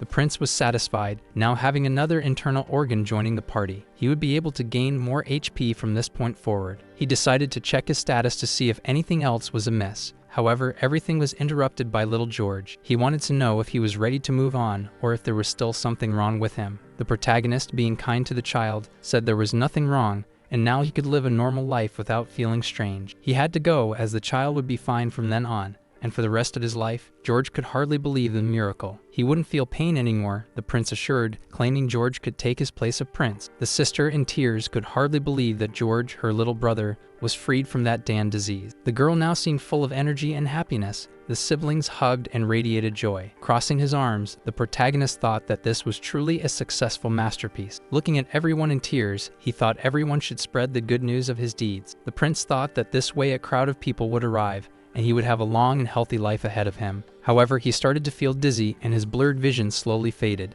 It seemed he was about to faint again. After all his body had been through, he deserved a brief rest from all the organs' festivities. The prince was lying down, and when he opened his eyes, he wondered if he had been sleeping too long since his body felt stiff. When he looked sideways with difficulty, he noticed that several of them were still there. He asked them if they were only there to watch him sleep or if they had other things to do. Garden admitted that he was tired of watching the prince sleep, tearfully saying he was waiting for him to wake up soon. The man had a reason to cry, for the prince had slept for 2 whole days, which even startled him. The mage, who was also present, sad and disappointed with the boy, asked if he was trying to die. However, the prince only wanted to know if George was okay. The little boy was still around and said he was doing great, smiling as the prince asked what he was doing there. He told him that he had bothered Garden until he let him in because he wanted to give something to the prince. It was a necklace that he had made himself from ropes and wood, created while he slept. Holding this symbolic gift, the protagonist thought it might be a bit too much for him. He only saved him because he wanted to live longer. Yet the little boy said he wanted to become a good person. He wanted to help others just as the prince did. Even if the protagonist tried not to be touched by the child's words, he simply held the necklace, saying it was well made, trying not to show his feelings. Even so, he thanked the little boy, telling him that it was the best reward he had received. Seeing George well had been the best part. Trying to hide his emotions, he told everyone that he was tired and needed to rest a bit more. With that, he managed to have them all leave. The child, as he left, still managed to wave goodbye to the prince. The protagonist returned the gesture so the child would feel better as the door closed, and he kept holding the cord, looking and thinking about who could wear such a thing. Since it was quite simple and had no jewels, he thought he would just go to sleep. Nevertheless, he put on the necklace before going to sleep, and it seemed like something was happening. In the village, in a simple house, the son returns and surprises his mother. He arrived suddenly, saying he was on leave, so he had come home. With the leave-in backpack, he said it was something special. His mother asked if the crown prince had suddenly given him 5 days of leave. The father wanted to know how the prince's health was these days. The young man replied that he was much better compared to before. He also told the family that the prince had been doing strange things lately, and he showed his parents the pamphlet that the prince had handed out. Everyone looked shocked. Those pamphlets were not only in that house, they were everywhere in the kingdom. Everyone had access to them. The village was abuzz. The handout with the drawing explained that the prince was studying medicine. Meanwhile, in his palace, he thought that by now, the rumors must be spreading. Garden told him it was time to go. Excited and in a white gown, the prince was ready. The man praised the prince for being awake so early because he knew him, saying it was because it was the first day of the traditional clinic. The prince wanted to know if all the medications that had been ordered were ready, and when he learned they were, he praised his faithful assistant's good work. He took the opportunity to ask a question. He wanted to know how the prince had learned to do so many things, since he was now preparing potions. The assistant was curious, as he was also a doctor. He even disclosed that he was not sleeping well out of curiosity, leaving him a bit anxious and upset. Observing the prince, he figured it must be hard. He must be feeling pathetic for not being able to figure it out. He knew, for he was also a doctor and did not like that empty feeling. So he decided to come clean, telling him he came from a different world. This left the man somewhat confused. Even then, the protagonist continued speaking, saying that in that place, he was the prince. But in reality, he was just a regular person named Li Han. He explained his other half made a living through traditional medicine techniques, and that was what he had been doing. However, the man took offense, thinking the prince was joking with him. In his head, the prince said that's why he decided to tell the truth, yet the man said he would be very upset if he continued like that. And for the first time, he yelled at the prince, exclaiming he should stop playing around and get serious because he also wanted to be a doctor. Still, the prince told him he was already doing the same thing. He was also a doctor. Wanting to change the subject, the protagonist said he had enough of the discussion and it was better to leave. In his thoughts, he felt he had only come this far because of his loyal friend acting as his shield. He was rooting to have several customers and not just a bunch of flies in an empty place. And when he got to the window, all brazen, he opened it and bellowed that everyone was welcome to traditional medicine. But when he looked, only his voice echoed. The courtyard was in eerie silence and emptiness, just like the prince's face, which grew very sad. Trembling, he could hardly understand why there was nobody. Garden drew the prince's attention for him to look at one place. He said to him to look down, and when he did, his eyes went wide. He was saved. There were so many people that some began to push others and even attempted to cut in line. Now he was content, for his first day was quite busy. Several wanted the prince's attention as he now filled the role of a doctor. Amid all this, Garden was wondering what he should do to be of help. He was directed to prepare a scent and to keep an eye on who needed the most aid. The protagonist noticed that the nurse's system was still quite disorganized. It would take a while to coordinate everything. The system window showed that he had gained enough experience while treating multiple patients. Some skills leveled up. The internal organs were joining in the pulse reading, and it seemed that everyone was in sync and quite enthusiastic. The lungs and even the heart were interacting while the liver requested all the others to recover. He believed that many of them would encounter just a few grandpas and grandmas. The system announced that the internal organs consultation was available and all of them started to diagnose. Now, with the internal organs working in conjunction with the protagonist, he was quite excited. With that, his diagnosis would be increasingly accurate. An error would be nearly impossible. Some diagnoses indicated that patients should stop consuming alcoholic beverages. There was one challenging case where a man claimed he couldn't eat unless he had alcohol. Sometimes he had to use his authority as prince to convince some stubborn patients. After hours of work, he had finally finished. A maid apologized for a medication mix-up, but it was understandable. She had been in the role of nurse for a short while, without even knowing she was called that. The protagonist missed the two tough nurses who really got the job done. However, Garden came across a patient who needed urgent care and was even being carried. It was a woman, someone's mother, who was very sick, and the son was pleading for care. He reported that her fever was alarmingly high, and the protagonist wanted to know how long she had been like this. He said it started in the afternoon. Before that, the lady was fine. He said she began feeling cold in the afternoon, and over time, it got worse. The prince discovered that this was a disease that had decimated 40,000 soldiers in Napoleon's time. It was an epidemic typhoid fever, an acute and fatal fever caused by infection of the Rickettsia bacteria. The liver was the one to make that diagnosis, having seen the bacteria lodged in the old woman. With the liver's diagnosis, the protagonist turned pale and sweaty. He asked when was the last time this patient had a bath. The son found the prince's question strange, but he needed to know to better understand the situation. And when the son said she had bathed yesterday, the prince also found it strange. That was when the son revealed that his mother had a habit of bathing in warm water every day. Now it seemed unusual to the protagonist that someone who took frequent baths would have contracted the epidemic fever. Then he asked about the house, specifically the state of the bed, which was always clean and tidy. He wanted to know if there was a chance of lice or fleas. He also wanted to know if she had recently been in a place where she could have come in contact with these parasites. That's when the son recalled that, 15 days ago, she likely traveled by carriage,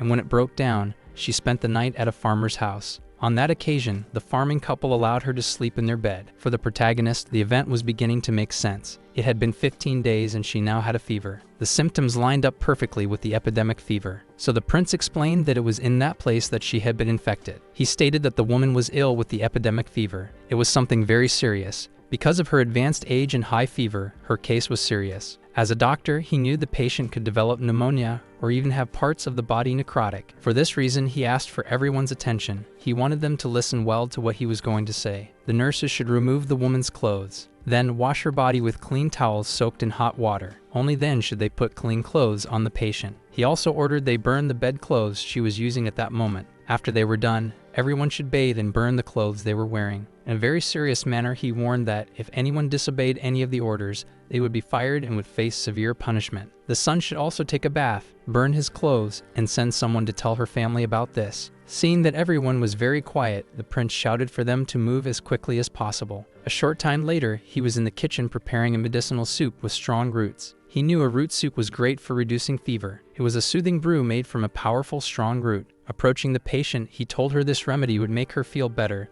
but encouraged her to drink it slowly. One nurse stayed by her side at all times with cold compresses to reduce the fever. Meanwhile, another tried to offer the soup of strong roots. At all times, there was a nurse monitoring her progress, but it availed nothing. The protagonist was instructing the nurses to attend to her. This had been going on for 3 days, and they were operating in 8-hour shifts. The problem was that the woman was not improving. Her condition remained poor due to the fever. The soup was not doing the job. He felt the balance between yin and yang was completely off. The protagonist was thinking about a medicinal herb that could rejuvenate the energy of the yin. Something special needed to be done. He was angry with all of the organs, as none of them could offer an interesting idea. Neither of them could come up with anything in that place, so he asked Mr. Garten to prepare a carriage. He was referring to the palace's secret vault, which contained all types of rare treasures and artifacts. He could not be certain, but he believed the best chances of finding such an herb would be there. However, only the emperor had access to the vault. Still, as the crown prince, he thought that if he asked for help, maybe his father would agree to assist him. When he reached the emperor, he spoke with him as usual. His father wanted to know why he was there at that hour, and the protagonist soon felt the pressure from him was overwhelming. To avoid any misunderstanding, he got straight to the point and explained the reason for his visit. He wanted to request access to the secret safe. The emperor immediately questioned what he wanted there. To answer, the prince had to take a deep breath. It began by saying that his father should know that he had set up a clinic. However, the emperor wanted to understand the relation of this to the safe. The young man explained that he needed a rare ingredient. The emperor, however, was not convinced that the son was telling the truth. He thought he might have ulterior motives. His thoughts took a different path. In reality, he saw it good that his son had sought him out. The protagonist realized that the emperor was feeling satisfied with himself. However, the prince didn't have time to prolong that conversation. The case was serious. A patient's life was at stake. Even so, the emperor wanted to know how he could prove the diagnosis. It was difficult for the emperor to believe since the son had been sick for a long time and had a limited education. For this reason, he yelled at him, saying he wasn't sure if he was taking proper care of his patient. To the protagonist, all became clear. The father wanted to test him.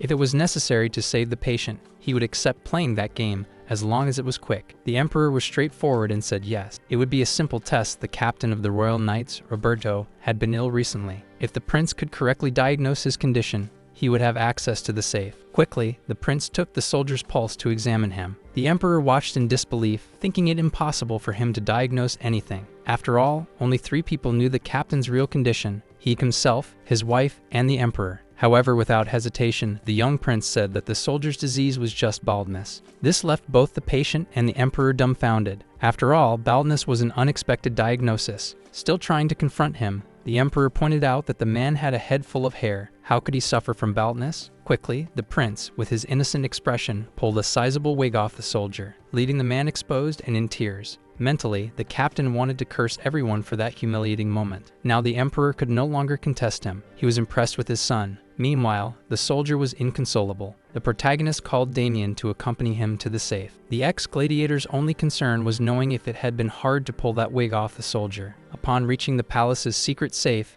they were amazed. Meanwhile, the emperor was trying to console his loyal squire and guard chief. When the guards of the safe saw the prince, they immediately kneeled, bowing to him. He would need to bring a special pass that would allow him entry. It was like an access key. If he didn't have this pass, the safe's magic would react and be activated against him. Plus, he could not exceed the permitted time. If he stayed beyond the set time, he would be automatically eliminated. He was informed that he could remain in the safe until dawn. This scared him, as he knew he only had a few hours. Calling his loyal squire, he shouted for him to be quick. The guard, seeing the prince run out, asked him to stop. There were 3 entrances, a moderate, advanced, and a basic one. The prince, realizing he had done something wrong, apologized. Maybe he had been rash. The Emperor had given him access only to the basic area and allowed him to take only one item. The prince was devastated when he heard this. The father, in turn, was upset, thinking that his son was complaining. No matter how much he tried to argue with the Emperor, there was no way. He was extremely stubborn and soon realized that the son was quite shameless. The prince left there shaking his head,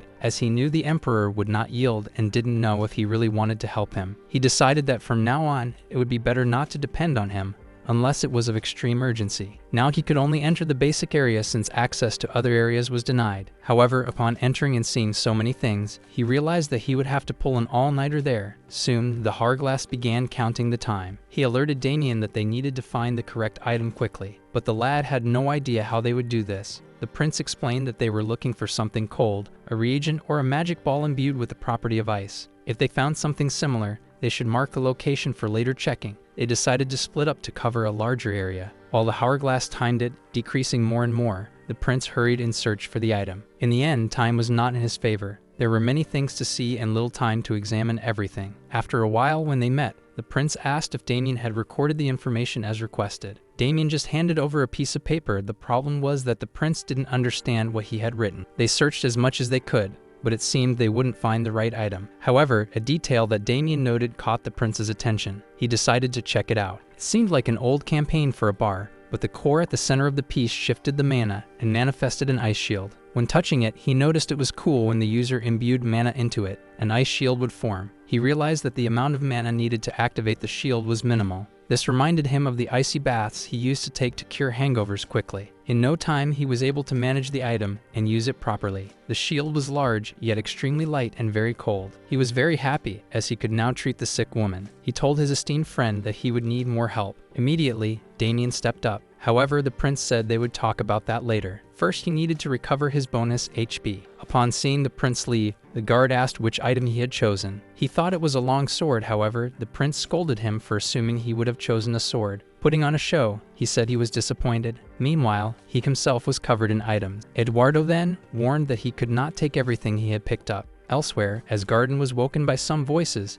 he looked out the window and saw the two arguing. He was pleased to see the prince had returned. In addition, he was happy to see that lately, he and Damian had been getting along well. Initially, Garden thought that Damian was a tough, inflexible person. However, the former gladiator had proven to be a great protector for his highness. Considering the prince had been sick all his life, it was now comforting to see him have a friend like Damian. Garden felt he could entrust the prince's safety in the hands of that man, as the two seemed to have developed a genuine friendship. Meanwhile, the protagonist was eager to test the newly acquired ice shield. Damian had the mission of testing it by cutting it with his sword. For this, he jumped high and delivered a powerful blow in one go. However, Garden did not know about the duo's plan. Upon seeing the scene, he thought that the former gladiator was attacking the prince in an act of treachery. A few minutes before Garden misinterpreted things, the two were talking, and the prince was explaining that he was about to say something important, as the young man looked at him with admiration, for he knew that he had a pure heart and sought to help needy patients. For this reason, he would follow any order that he was given,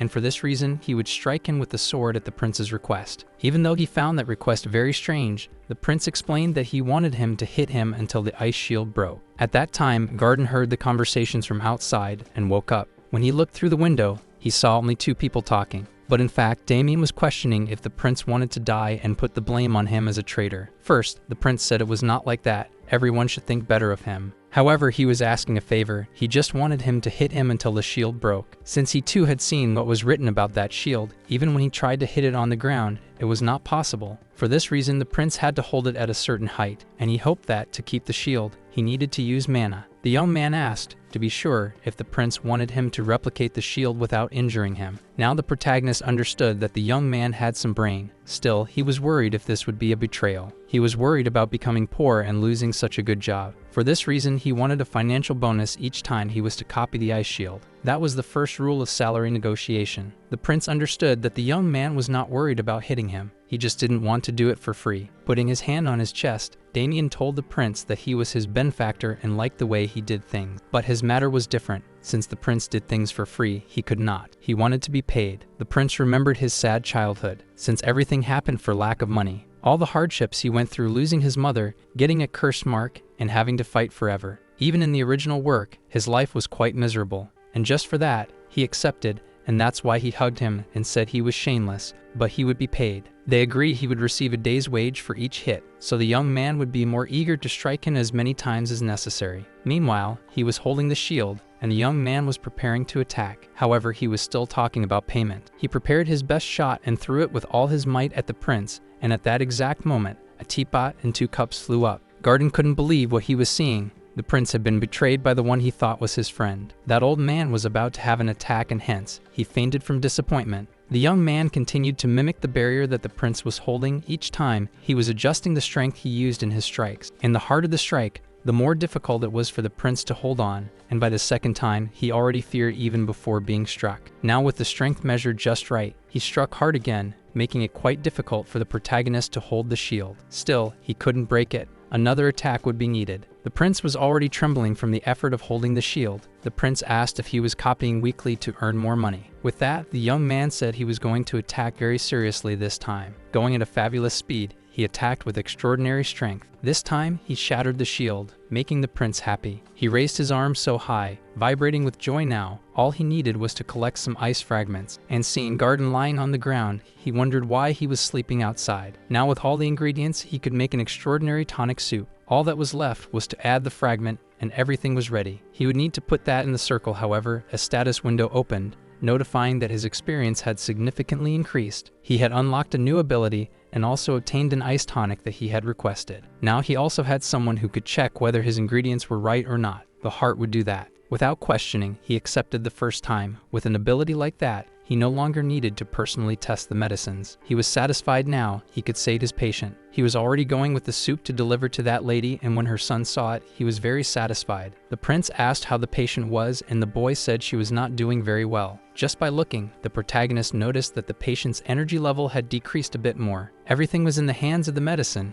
He needed it to work. Kindly, he asked the madame to drink the medicine. It was bitter, but it would be good for her. To make her drink, he chatted a little with the son, and he spent the night taking care of that lady, personally observing and preparing more soup. So 10 days passed, and nobody could believe what was happening. He was making medicines and giving them himself to that patient. Everyone noticed that now he was a completely different person. Garden, as always, cried at the thought that the prince had grown up and was now a kind-hearted person. Many of the servants held the same opinion, thinking that the prince was very good, unbeknownst to him, benefiting himself. The protagonist had put up with all of that, but he was tired and did all this for the good of the reward. He was informed by the status window that his relentless effort for the well-being of the patient set an example. He improved his skills and earned a title. Now angels sang for him. The title had a bonus effect. The skill effect increased by 1.5. The final result was 8 more days. He was currently looking at 146 days. For him, it was great, but he was too tired to celebrate. Nevertheless, he found it incredible that he could get much more life bonus. He had respect, praise, and applause from many people. Now that his patient was cured, the prince was in a carriage, reflecting on life. This time, it was very difficult for him, alone, to take care of such a difficult case. He needed to find qualified nurses as soon as possible upon reaching a certain place. That lady who was cured by the protagonist thanked him for saving her life and even taking her home. He smiled, thinking that thanks to this he had been able to reap several benefits, knowing that several organs had given him 150 HP. Then he said she didn't need to repay him, just seeing the woman recovered was enough for him. Everyone was touched by how good the prince was, always doing things without expecting anything in return. As they were saying goodbye, the prince asked them to wait a moment, as he wanted to talk to him. The younger man believed that the prince wanted something. As he was turned around, the man said that was how they should talk. Then the man sat in front of the cart, and the prince said nothing. Then it seemed like he was going to say something, and then out of nowhere, he said that he felt very painful. He seemed to feign having something. He said he had spent so many days taking care of her, and now seemed weakened, since he hadn't even taken a week off to rest. The man was worried about the prince. The man said he intended to compensate him, but he didn't know how. However, at that moment, the prince stated he did not charge for the treatments. Even so, the man insisted, wanting to repay the kindness in some way. The prince smiled and could not believe it. Then he said that he could accept something from him. As he was not his patient, the man agreed. The protagonist mentioned that from what he had heard, he was an artist. Therefore, he wanted the man to work with him on something. And a few days after that conversation, already in the border square, everyone seemed to be commenting on something. It was the crown prince looking for employees. And at the fair, the name began to spread that the prince needed employees, having been unemployed for 5 years, and took the opportunity to collect the 2 months of late rent. Running, the man said he would just go to get the money. Meanwhile, a mysterious person, hooded, eating an apple, passed by him. The person seemed to be interested in the subject. That mysterious woman climbed a few steps. It seemed that everyone was going to the same place. Meanwhile, the prince was getting greetings for that man becoming a real artist. However, the man's face did not seem satisfied. That man was an artist of paintings, and he made several of the prints. Various people started going to see the oil paintings on canvas, and thus, the employee recruitment was a success. While many were in that crew just for the money, there were others who were really fond of that profession. Meanwhile, the mysterious woman, still hooded in black clothes, was in the middle of the crowd. The prince was even drooling from happiness. He tried to disguise his immense joy. He planned to find many nurses to treat various patients in the palace. That's why he was so radiant with joy,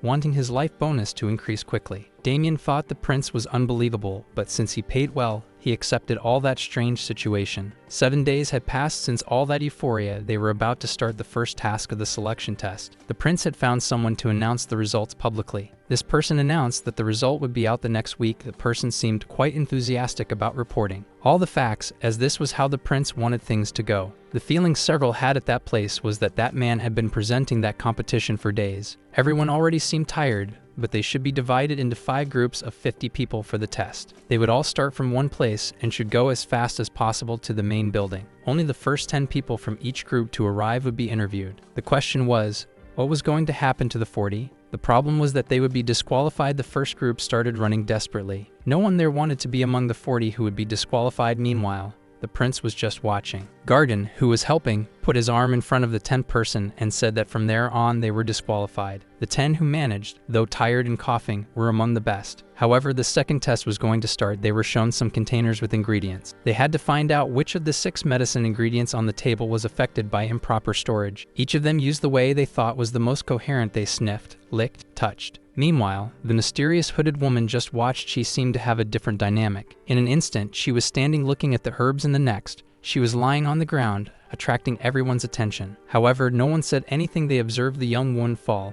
but no one helped to avoid increasing the competition. Many thought that the test was the priority, while the prince watched silently. At a certain point, he turned to Garden, asking him to end the test. It was noted that it was good to see how focused they were. The successful candidates would be informed in 2 days. They noted that even after the test ended, nobody paid attention to the person lying on the ground. The prince, looking at the young woman on the ground, said that the person could stand up now. Who was hiding under that hood, pretending to be a normal person, was Damian. He had managed to trick all the people who were there. However, the prince said he was worried. He thought his drama went too far. He pretended to be the guy fainting and said that this was how they should have acted. Garden was already in tears, seeing how natural the prince's fainting act was. The biggest embarrassment of that performance was realizing that he had been able to see beyond the candidates, and everyone had failed. What the prince's special bodyguard understood was that their character quality was more important. They continued with the acting, using other people for pretend. In Group 2, no one passed. The same happened with Group 3. Group 4 also had no one. The prince was already becoming desperate, as none of those people cared about someone in collapse. More candidates were still to come, yet he didn't know what to do. As he wrestled with his thoughts, he overheard the guard arguing with someone wishing to take the test. The prince observed the guard insisting that this individual was not human, while the person fought to affirm otherwise. Intrigued, the prince desired to know why the guard was preventing someone from entering when they didn't even have enough candidates. He rolled up his sleeves. Determined, he would resolve the issue himself regardless of whether the person was human or not. Nonetheless, he noticed that the woman was a werewolf, yet peculiarly, she lacked a tail. It was mentioned that he only missed it due to the trousers she was wearing, but undeniably, she was a werewolf. Damian supposed that even Chris, if lost, would be a bit repugnant when it came to werewolves and their transformation abilities. Their strength, impressively inhuman in degree, was coupled with a sense of smell as sharp as a dog's. However, the prince's eyes lit up. This was incredibly perfect for a nurse in a traditional medicine clinic. While the bodyguard thought he had unnecessarily worried, the young woman defended her rights, saying she was also a servant protected by the Empire's laws. As she growled and ground her teeth, claiming discrimination, the guard denied it. Yet it was evident that the guard was doing everything possible to provoke her. Then, at one point, the prince arrived and reprimanded the guard's behavior. He made it clear that the recruitment notice for nurses stated that anyone could register, as long as they resided in the capital. He asked whether she lived in the capital and angrily said that she didn't need to apologize to him, but to the woman. Subsequently, the prince himself apologized for the disrespectful behavior of the soldier. The young woman introduced herself as Annis. He confirmed that she genuinely wished to participate in the nurse recruitment test, she affirmed. With this, he expressed his delight and would immediately conduct a test for her. Looking at her, he mentioned her probable resilience due to her being a werewolf. For that, he challenged her to outrun the soldier. If she won, he would consider her as having passed the first test. The run was approximately 400 meters to the spring, where the first to get there and return would be the victor. The girl was energized, she shed her cloak, and was ready to do her best. Given that the guard wasn't proactive, the prince sternly addressed him, saying that he should prepare. Subsequently, the guard stripped down to his shorts to be lighter and beat her. Certainly, he was scolded by the prince. He must win. It should be overwhelming. With both of them ready to start,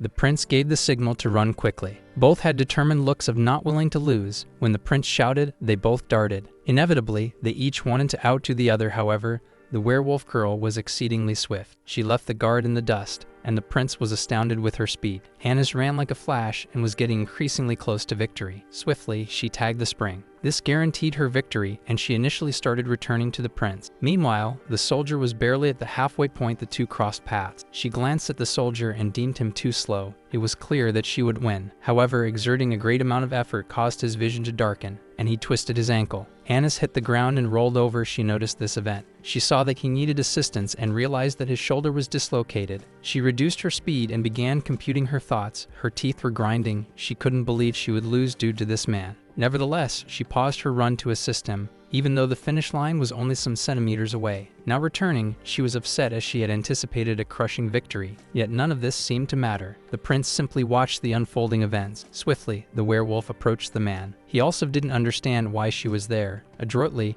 she reset his dislocated shoulder. In a stern manner, she told him to stay still and quiet. Upon resetting the shoulder, the man let out a loud yell, heard from afar. Meanwhile, the prince shouted how marvelous everything was and that this was exactly what he was seeking. Upon saying this, he gave her a cord necklace with a wooden heart. After some time, everyone was in a room where the young woman was to sign a contract. The prince asked her to read carefully and then sign. These were work-related matters. With the sheets of paper in her hands, she looked and found it all very complicated. The two behind him were looking at that prince, thinking he was not acting normally. While she was flipping through the papers, the prince was looking at her admiringly, for this person had incredible physical abilities. In terms of personality, she was also perfect, but he saw something beyond that. She was smiling as she fixed the soldier's arm. She knew it would hurt a bit, but she went ahead anyway. Though she had helped, she was certain it was very painful. And since there were many difficult patients, they would be very happy the next time. After he left the papers on the table, he, smiling, asked her what she thought of the contract. She said it was good but needed to add some clauses. He didn't understand because it seemed perfect to him. Even so, he wanted to know what they were. She said that she was actually the chief of a tribe of about 50 people. With that, he was almost drooling. Were there another 50 people just like her? Hearing this, he got up and began to approach, massaging his shoulders. He said she should have told him that before. He was already imagining all those werewolf nurses. She asked that they also take the nursing test. While she was saying this, he became very satisfied. But there was also a problem that she wanted him to help solve. The tribe had this since birth. The emergence of this problem left him in doubt. He wanted to know what it was. The tribe was going through several unpleasant situations in current society, thanks to this problem. The problem was their tails. Hearing this, his eyes grew wide. She explained that the tails moved on their own. Actually, he didn't think it was a big problem. However, he wanted to clarify whether it was indeed so serious for them. The young woman, sad, lowered her head. For them, there was no longer any way to hide their emotions. That tail gave away everything they were thinking or feeling, as people could tell by its movement. And that was why they were using such wide pants to hide it. The tail would wrap around the leg, but if it was too pleased, it could find a way to go back to normal. The tail was like a living organism. It didn't care about the pain or feelings of the user. It was a muscle that had its own rules. The prince asked her if she had considered cutting it off. The young woman said that without them, she couldn't walk straight. It was impossible to live normally without them. Also, there was the fact that they regrew in less than a month. He, listening to everything, was imagining it was just like a lizard. However, when he understood that they wanted him to solve a problem that was nearly impossible, he was startled. He thought that was the only way to get the dear werewolf nurses. Now he was facing a crisis, as he had never tried to deal with tails before. For the first time in a long time, he was desperate. He didn't know how to handle that issue, or else what he thought he could offer was a deal. He could become a kind of guardian of their society. He explained that he would use his position of power and authority to support the tribe. The girl thanked the offer. However, she declined it immediately, not least because this would not solve the fundamental problem. And if something happened to him, or he changed his mind, they would end up in the same situation. She said she didn't seek him out for a temporary solution. He now knew that the solution she wanted was something permanent. Taking a deep breath, the prince said understood. She, changing her position, asked if that meant he was going to help. She wanted to know if he had anything in mind. He honestly replied that he didn't, but he would start looking for something at that very moment. She, looking at the prince, saw sincerity. Now she knew he wasn't the type of person who guaranteed to make things work with just words. Not least because, if that were the case, she would be quite disappointed. She agreed and said she would leave and wait for him. He asked the young werewolf not to go anywhere and stay in the side palace. After she left the room, everyone was silent for a while. The prince put his hand on his face in disbelief. He couldn't lose good talents. They were essential. Where could he find a package with 50 of the best nurses? With that, he threw himself on the couch and started rolling. He seemed to find no answer to the question, let alone the solution to the problem. He had exhausted all possibilities for reading in the library, and he had found nothing. After a long time, Garden could no longer bear to see the prince like this. He used his shout ability to call for his lordship. He was still at that level. The shout startled the protagonist so much that he almost fell down the stairs. The man paused for a moment, and then said that furrowing your brows too much and accumulating stress in the body could cause diseases. The prince stated he would fall ill only if he kept scaring him like that. The man went on, expressing concern about possible wrinkles if the prince continued like this, noting that once they appeared, he could never get rid of them, so it would be best to stop furrowing his brows. A smile came across the protagonist's face. He knew they were just trying to cheer him up. Everything was so obvious that he felt both embarrassed and grateful. Garden was a great person. The prince didn't doubt this and shrugged, declaring wrinkles didn't faze him. He claimed he could simply fill them with Botox, as it was good for smoothing wrinkles and getting rid of them. As he imparted this information to his friend, a realization dawned on him. It was what he needed, the botulinum toxin, Botox original full name. Of all the toxins discovered by mankind that day, it was one of the most potent. The muscular tails of the werewolves moved of their own accord. He prepared to administer paralysis to specific locations of that muscle. Thus, he had a great toxin, so he informed Garden he needed Kuzma's venom. As he had it secured in the secret vault, he asked Garden to bring it to him. He was glowing and exuberant. He should take it to Anis's room as well. Sometime later, in the young werewolf's room,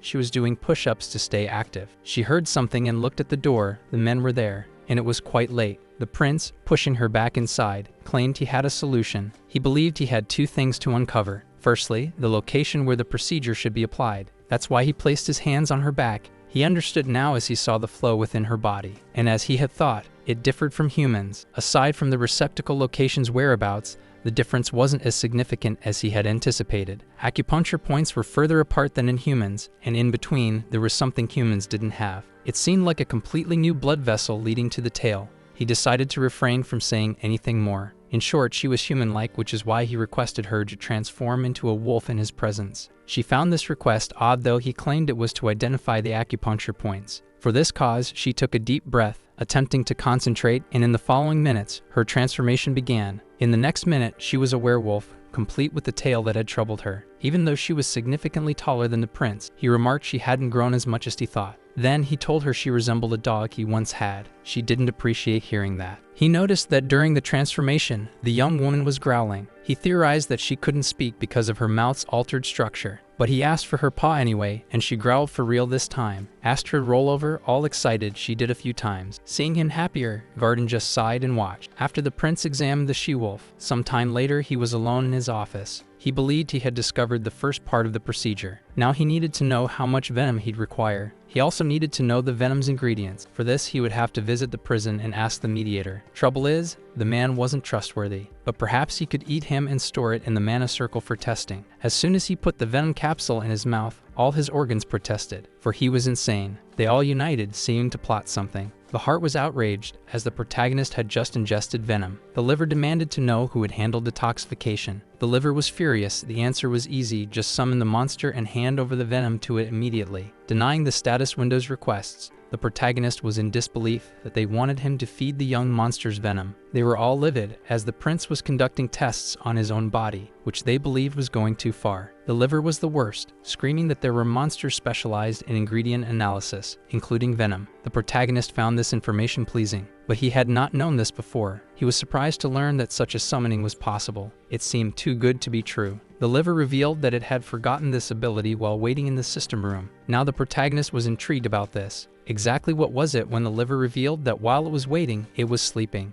The heart and everything else, lungs and large intestines, they all were. Upon hearing this, the prince wondered if all the internal organs were dormant. However, he couldn't answer any more questions. He already knew more than enough. There was a rule placed in the restriction of information. However, being adorable, the prince wanted to know more about the characteristics of this invocation. The liver was in a bad mood and didn't want to talk, yet the protagonist insisted heavily. While all the internal organs were laughing at his expense, quickly, the protagonist got angry. So angry that he even got up from the chair, stating that everyone could be as silent as they wished. He was going to make everyone spill everything they knew, thinking that holding his breath would be enough. The heart, the large intestine, and the lungs found it amusing, while he almost suffocated from trying to hold his breath. After a while, the heart started to feel something, and the lungs became restless. The message was that his internal organs were panicking because of what the protagonist was doing. The lungs were already declaring insufficiency, while the heart did its best to cope. The other organs, the liver and the large intestine, were furious. They were going to provide information about the characteristics of the summoning. Then a light appeared near the protagonist, who began to see something like goldfish. He quickly recognized them as moonfish. The protagonist stated that the fish would be his friend from that moment on. Now the moonfish and the hedgehog were friends. Everything was going so well that their friendship flourished. Now being calmer, the protagonist took out a pill of poison and asked the fish to taste it. While the internal organs were stating that he was rude and didn't appreciate that characteristic. Still, he just thought the moonfish's ability was activated when it would consume alcohol. Here he was immortal. He only had to use the ability a bit, and he was already ascending from level 1. The moonfish was upset because the human had lied to him. The medicine had a horrible taste. Spine was watching, while Bubbles was in transition to discover the ingredients. Suddenly, Bubbles' eyes opened. The immortal moonfish used the revival ability. Now it was healthier than before.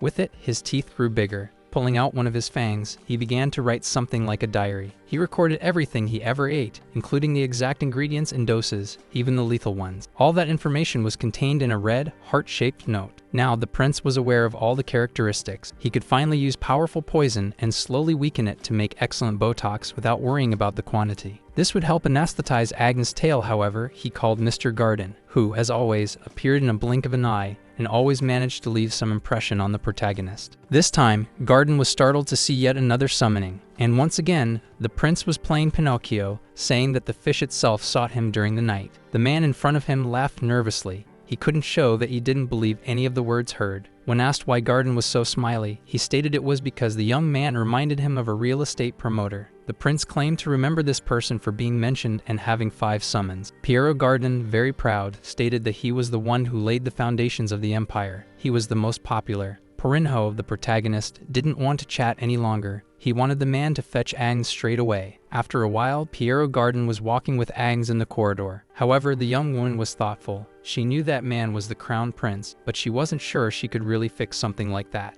The man in front of her noticed the young woman seemed anxious and smiling, said that very thing. The young woman got startled. She thought he was saying that simply because he had spotted signs of her tail. At that comment, the man was taken aback and apologized for making her uncomfortable. However, she wasn't that embarrassed. She simply used it as an excuse not to have to keep talking. She stated that it was okay, as she was used to that kind of thing, and moreover, they had not been officially introduced yet. With that, the two shook hands and introduced themselves. The man asked if he could give her a piece of advice. He asked her not to be surprised depending on the treatment the crown prince suggested. Piero was afraid that when the prince told her about the treatment method, she would think he was crazy. She didn't say anything, however, she kept wondering which treatment method could be so unconventional. When she entered, the prince was appropriately dressed, with several assistants waiting for her. Very kindly, he asked her to sit. She could hardly believe that he had actually found a way. However, he asked her to just trust him, but she confronted him. Firstly, he should say what kind of treatment it was. Noticing her nervousness, he explained that he would use a spine needle to prick her tail numerous times. Smiling, he said he would put poison on the thorn every time she poked him, and he asked if she had found it cool.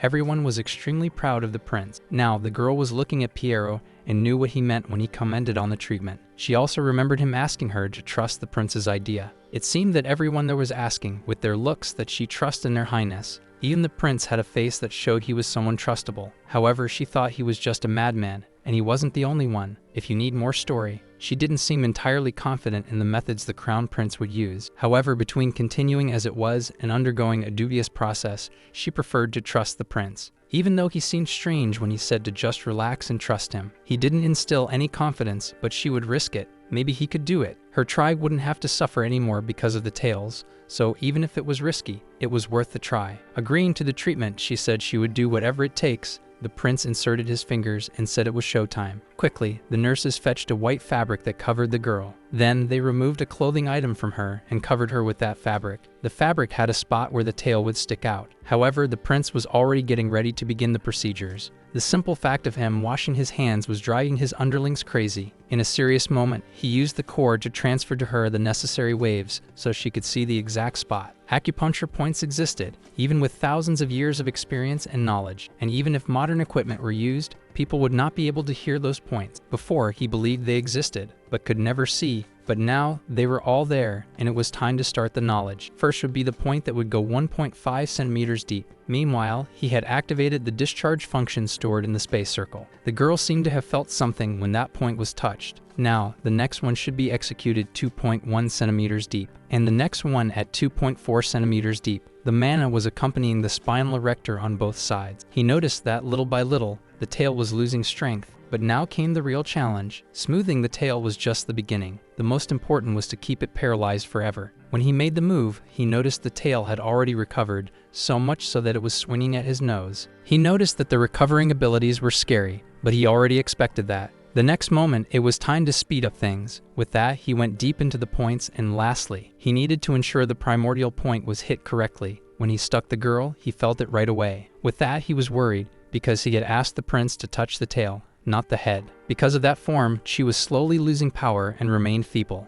as if she had weakened to the point of not wanting to fight anymore. With that, the protagonist raised his arms, feeling victorious. He said now the young girl could rest easy, even though she was very suspicious. She got up slowly, asking if it had ended. He said yes, and that it had been a success. She thought it had been too fast for someone who had so much to do. She would feel what? There was something different with her tail. When she looked, the tail simply existed. But it didn't bother. She thought the tail was just curled up because she was nervous, but she felt it was not moving. The protagonist told her that he had tricked the nerves of the body and paralyzed the tail permanently. He told her that, from then on, it would be the little toe that would move instead of the tail. He told her that now the little toe would be as if it were the tail. Everyone smiled and applauded that prince. She was apparently quiet. Then her expression gradually changed until she started to clear. The protagonist thought that all the sadness and despair the werewolves had experienced, they wouldn't have to go through it again. In tears, she thanked him. He said she could stop with the thanks, for now it was over, and it was time to sign the contract. He asked her if she remembered the special Claudia, who had said she would bring the whole tribe there to take care of the tail. So laughing in a strange way, he asked her to sign this contract soon.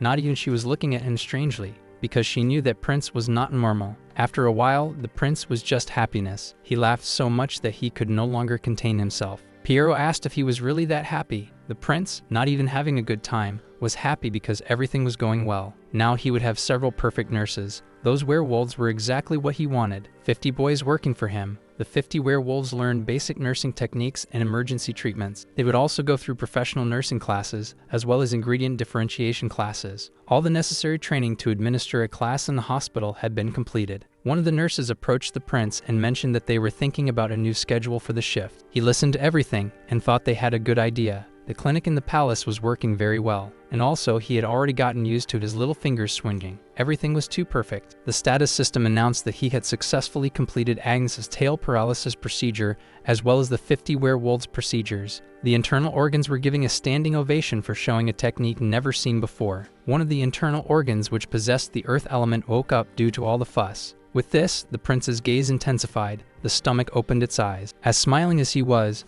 the organ liked being called Little Stomach, and was always asking for food. It wanted French fries, sweet and sour pork, fried chicken, among other things. Infuriated, that new organ wanted to be fed as soon as possible, with the highest amount of calories. The problem was that when the protagonist looked at what the organ wanted, he noticed that such food did not exist in that world. He wanted pizza, hamburger, kimbap and sauce. He had hardly got out of a mess, and the protagonist had already got himself into another one. That new organ wanted food now. It could even settle for sweets. And after getting the sweet it wanted, the stomach vibrated and celebrated a lot. It gave 300 HP. The other organs, feeling the happiness for the birth of the stomach, gave 1000 HP. He was satisfied because now his internal organs could offer more consultation money. After performing the procedure on the tail, his core technique had improved and leveled up. With this, the mana and the storage space in the expanded mana cycle had increased. With this, the prince was satisfied with a good amount of HP rewards in the morning. The protagonist was called because the patient in room number 6 was acting strangely. When he wanted to know what was wrong, he destroyed a nurse who said that the patient's body had a different smell. It seemed like he also had a fever. He knew that his clinic might be stable at that moment, but somewhere else was the head of the side palace. Observing the expenses and what should be done, however, it seemed that something was wrong. He put the accounts aside and picked up the registry notebook. No matter how much he looked, he would not believe it. Noticing that everyone was in trouble, he dropped the notebook and ran. He was running to find the prince and report the happenings. He also had the ability of the royal shout. He called the prince so loudly. He was scared just like he does with Piero Garden. But when he turned around, he noticed that it could not be him because he had been there all the time. Seeing that the man was very scared, the protagonist quickly asked what was wrong with him. Regaining his breath, the man said it was something urgent to report. He apologized for the unexpected visit and said that the operating budget. It was about to turn red. The protagonist could not be going through this again. It felt like a nightmare. He was furious. He didn't want to believe they were out of money because he was the crown prince. He thought this was terrible. Without money, he could do nothing, and then he definitely could not keep the clinic open. The first thing he did was ask the person in charge why they were in that condition. The man said it was because the prince himself had made big budget cuts at the Sai Palace last fall. He started screaming that Adrian was a careless lunatic. However, the person in charge was surprised. He himself did not remember. After the prince calmed down, they both sat down, and Pavard went into details about what was happening. The protagonist could not believe Adria had given up on himself. The protagonist was terrified because what the prince did before he took over that body was hurting him. The man tried to please the prince, saying that in compensation he was much healthier. However, the protagonist was so sad that nothing in the world could cheer him up. He couldn't be happy since he was a crown prince without a penny. Now that he had fallen off the couch, he was on the ground throwing a tantrum. He couldn't believe he had come so far. Everything revolved around money. Lying down with arms and legs spread out, he looked at the ceiling and thought that if this was what Raquel Adria Magentana wanted, he would fight. The protagonist even understood the reasoning that led the prince to do those things. He also knew that grumbling and complaining wouldn't change anything. That's why he sat on the floor after having an idea. He simply wanted to ask for more budget for the Sai Palace that year, but it wasn't allowed. Sad and shaken, he said that without money, they would have to close the medical clinic. He even said that if this happened, he would die. He knew that the only person who wasn't restrained by law and could do something was the emperor. That's why he thought he should ask his father for more money. He would easily release it. He asked that they prepare the carriage quickly, for he would go to the emperor's palace to discuss this issue. Although he thought his father might resist helping him, he went anyway. Looking at the amount needed to keep the clinic open, he recorded everything because he couldn't just let it close. He wouldn't keep his money for himself again, as this was the only solution, so he would use it. He asked the treasury manager if he had a list of the Sai Palace's belongings. He requested that he take everything. The treasurer was surprised when the prince said he would sell everything. The paintings, frames, statues, silver and gold cutlery. Nothing would be left behind. The treasurer couldn't bear to see all those assets he cared for so long go away. In tears, he begged the prince to reconsider, but he said he wouldn't change his mind. Throwing a tantrum and leaving the place like a child, the treasurer said he hated that royalty. A few days later, he called the treasurer and his special bodyguard. He said they would only sell things that were a luxury and not necessary for sustenance for now. That was a temporary solution. Damian asked if he was already preparing the next step. Quickly, the protagonist said that in the short term, they had managed to allow them to breathe a little, but the situation was critical. If they couldn't build a strong and lasting fund, the funds would run out. The treasurer, in tears, said there was nothing else to be sold. The prince said he already knew that. And from that moment on, they would make medicines and sell them. He said that from that moment on, he would be the crown prince who sold medicines. In the square of that empire, they were talking about the news of the Sai Palace. They commented about the prince selling all the expensive and luxurious items. The news spread that it was for him to keep the traditional medicine clinic running. That's what everyone was saying. He had sold luxury items for money to continue caring for the patients. With this, he had won the admiration of many people who thought the prince was really a wonderful person. Many people thought no one else would do that, even if they looked in all the kingdoms. Now they saw him as a miraculous person who brought light and prosperity to everyone, while in fact he was obsessed with making money and running a traditional clinic. With this, he could be happy and live long. The two asked him, as he wondered if he really wanted medicines. The treasurer said that if funds were the problem, instead, why not charge a small fee from the patients? But for the prince, that was unacceptable. He thought that way the patients would decrease.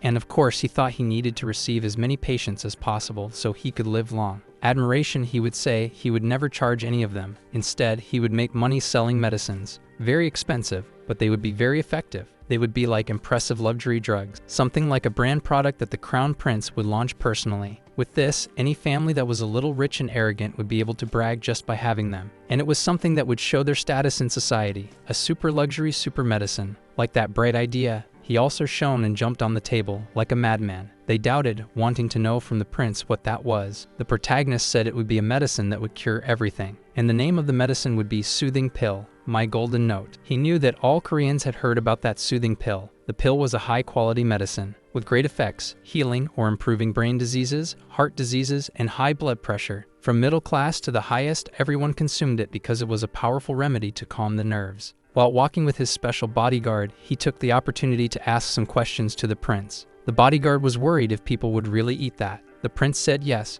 because it would be a rare item like a limited edition, and if that was people's thought, they would buy it, as they weren't just using bulls, but something more powerful and rare, like Minotaurs. He said his medicine would be 5 stars. Both the efficacy and the brand would be sufficient for everyone to purchase. However, his bodyguard remained pessimistic, stating that no one would buy such a thing. He didn't think that people would want a calming pill with its effects, since it was the first time they were going to talk about it. The bodyguard thought the medicine should be famous, since it was so effective. Therefore, he mentioned that it was from a fallen kingdom. Even so, the bodyguard remained incredulous, having never heard of it. The prince was playing Pinocchio again, claiming he learned everything he knew in dreams. Of course, the bodyguard would never believe in a little talk to deceive someone. Garden had believed because he was a very naive person, and on top of everything, he was the person who most supported the prince. Therefore, he easily accepted any of the prince's fables, but with the bodyguard it was different. All that mattered to him was to get his salary on time. To the prince's surprise, the bodyguard asked if he wanted to continue treating patients without a license. Widening his eyes, the protagonist asked if he needed a license,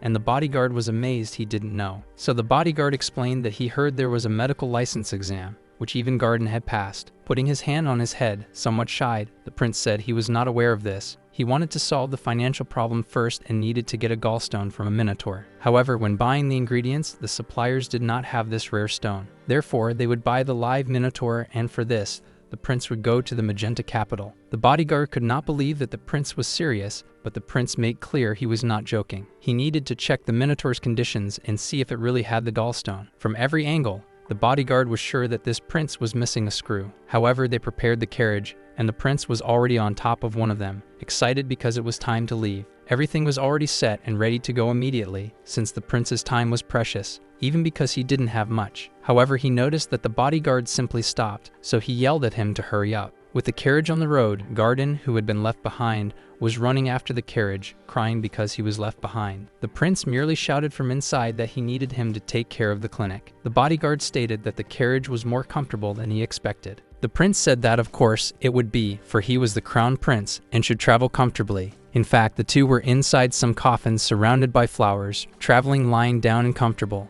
8 days had passed since they left for Magenta. As the carriage proceeded, Agnes was on the roof of one, but felt something. Her sensors, such as hearing and smell, were screaming. It was something like a smell of sea. She warned the prince that the port was behind the hill. When they sat down, they could see the sun and the sea. That was the port of Kramer. In that wonderful place, one could see large caravels and many people at the port. After arriving in such a beautiful place, the prince was amazed. The monster auction house was extraordinary. With that beautiful carriage arrived, and the boy in the front asked for the carriage to be parked somewhere else. The coachman, getting down from the carriage, asked the young man if he knew who was there. The man wanted to know if it was someone as special as the prince. As soon as he had finished speaking, the prince himself introduced himself. The man who was questioning where they should park the carriage now turned pale. "I want to see," he ran to the mayor to tell him who was there. Seeing that noise, the mayor wanted to know what was going on. As soon as the young men recovered, They reported it was the Crown Prince, right there, and pointed in the direction of the protagonist. The prince was entering the premises with some of his special bodyguards. The mayor could hardly believe he was seeing the Crown Prince in person. Immediately, he ran to him, trying to get noticed. Sweating, thinking he may have done something wrong, he asked the prince what brought him there. With that, the prince, smiling and seizing the opportunity, said he was passing by to buy something. The mayor offered some additional security for him. However, the prince declined, as he already had a sufficient escort, made up of gladiators and even a wolf girl. As much as the mayor tried, he would not change the prince's mind. All the mayor was managing to do was to get the prince quite irritated, as he talked too much. Seeing his patience running out, the prince simply stated he would come to the mayor's residence later. With this unexpected visit, the mayor ensured that everyone left his house shining. In that place, minotaurs were like goods purchased at auctions. A large audience was visible, like at a theatrical performance, and in the middle of the stage, a large cage with someone inside. However, the prince was not with the others. There was a VIP booth for someone like him. The special bodyguard noted that this was a very calm place, more than he had imagined. Agreeing with him, the prince said it must be because of the monster auctions. Looking at the side of the cage in the middle of the stage, the special bodyguard agreed,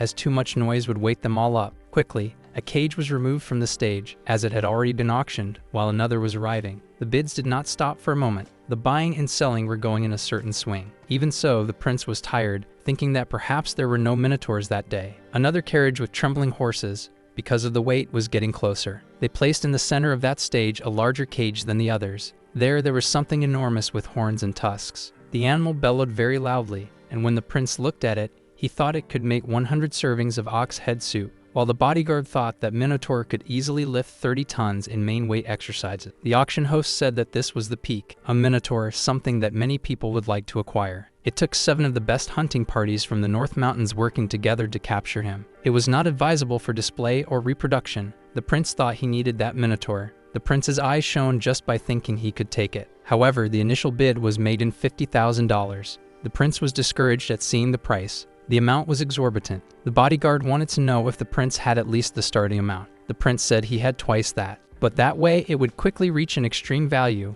as everyone wanted the Minotaur. He knew he would never be able to buy something with so little money. Even if the amount he had was not small, it still was not enough to buy something so luxurious. Now he was wondering what he could do because he didn't want to lose. He needed his frontal lobe to think quickly. That's when he had an idea, and the two devised a plan. Although the bodyguard thought it was somewhat risky, that young man felt he was not receiving orders from a prince, but from someone with bad intentions. With this, the prince felt great, as if he were the powerful godfather. Even so, the bodyguard had to fulfill the request of his majesty. Quickly, the bid started and increased, already reaching around 55,000. The prince knew they didn't have much time. When the mayor saw him, he immediately caught the prince's attention. He quickly asked what the mayor was doing there. It was a very big coincidence. The mayor could not resist the prince's bright look. It was like the look of a puppy, and he knew his career would rise rapidly. He knew he should tell everyone who that man was the fastest, so he shouted, "Crown Prince." His request was so loud that the entire hall heard it. Everyone turned in his direction to see if it really was him, and quickly the mayor got more special guards at his disposal. Seeing that the mayor did what was in his power,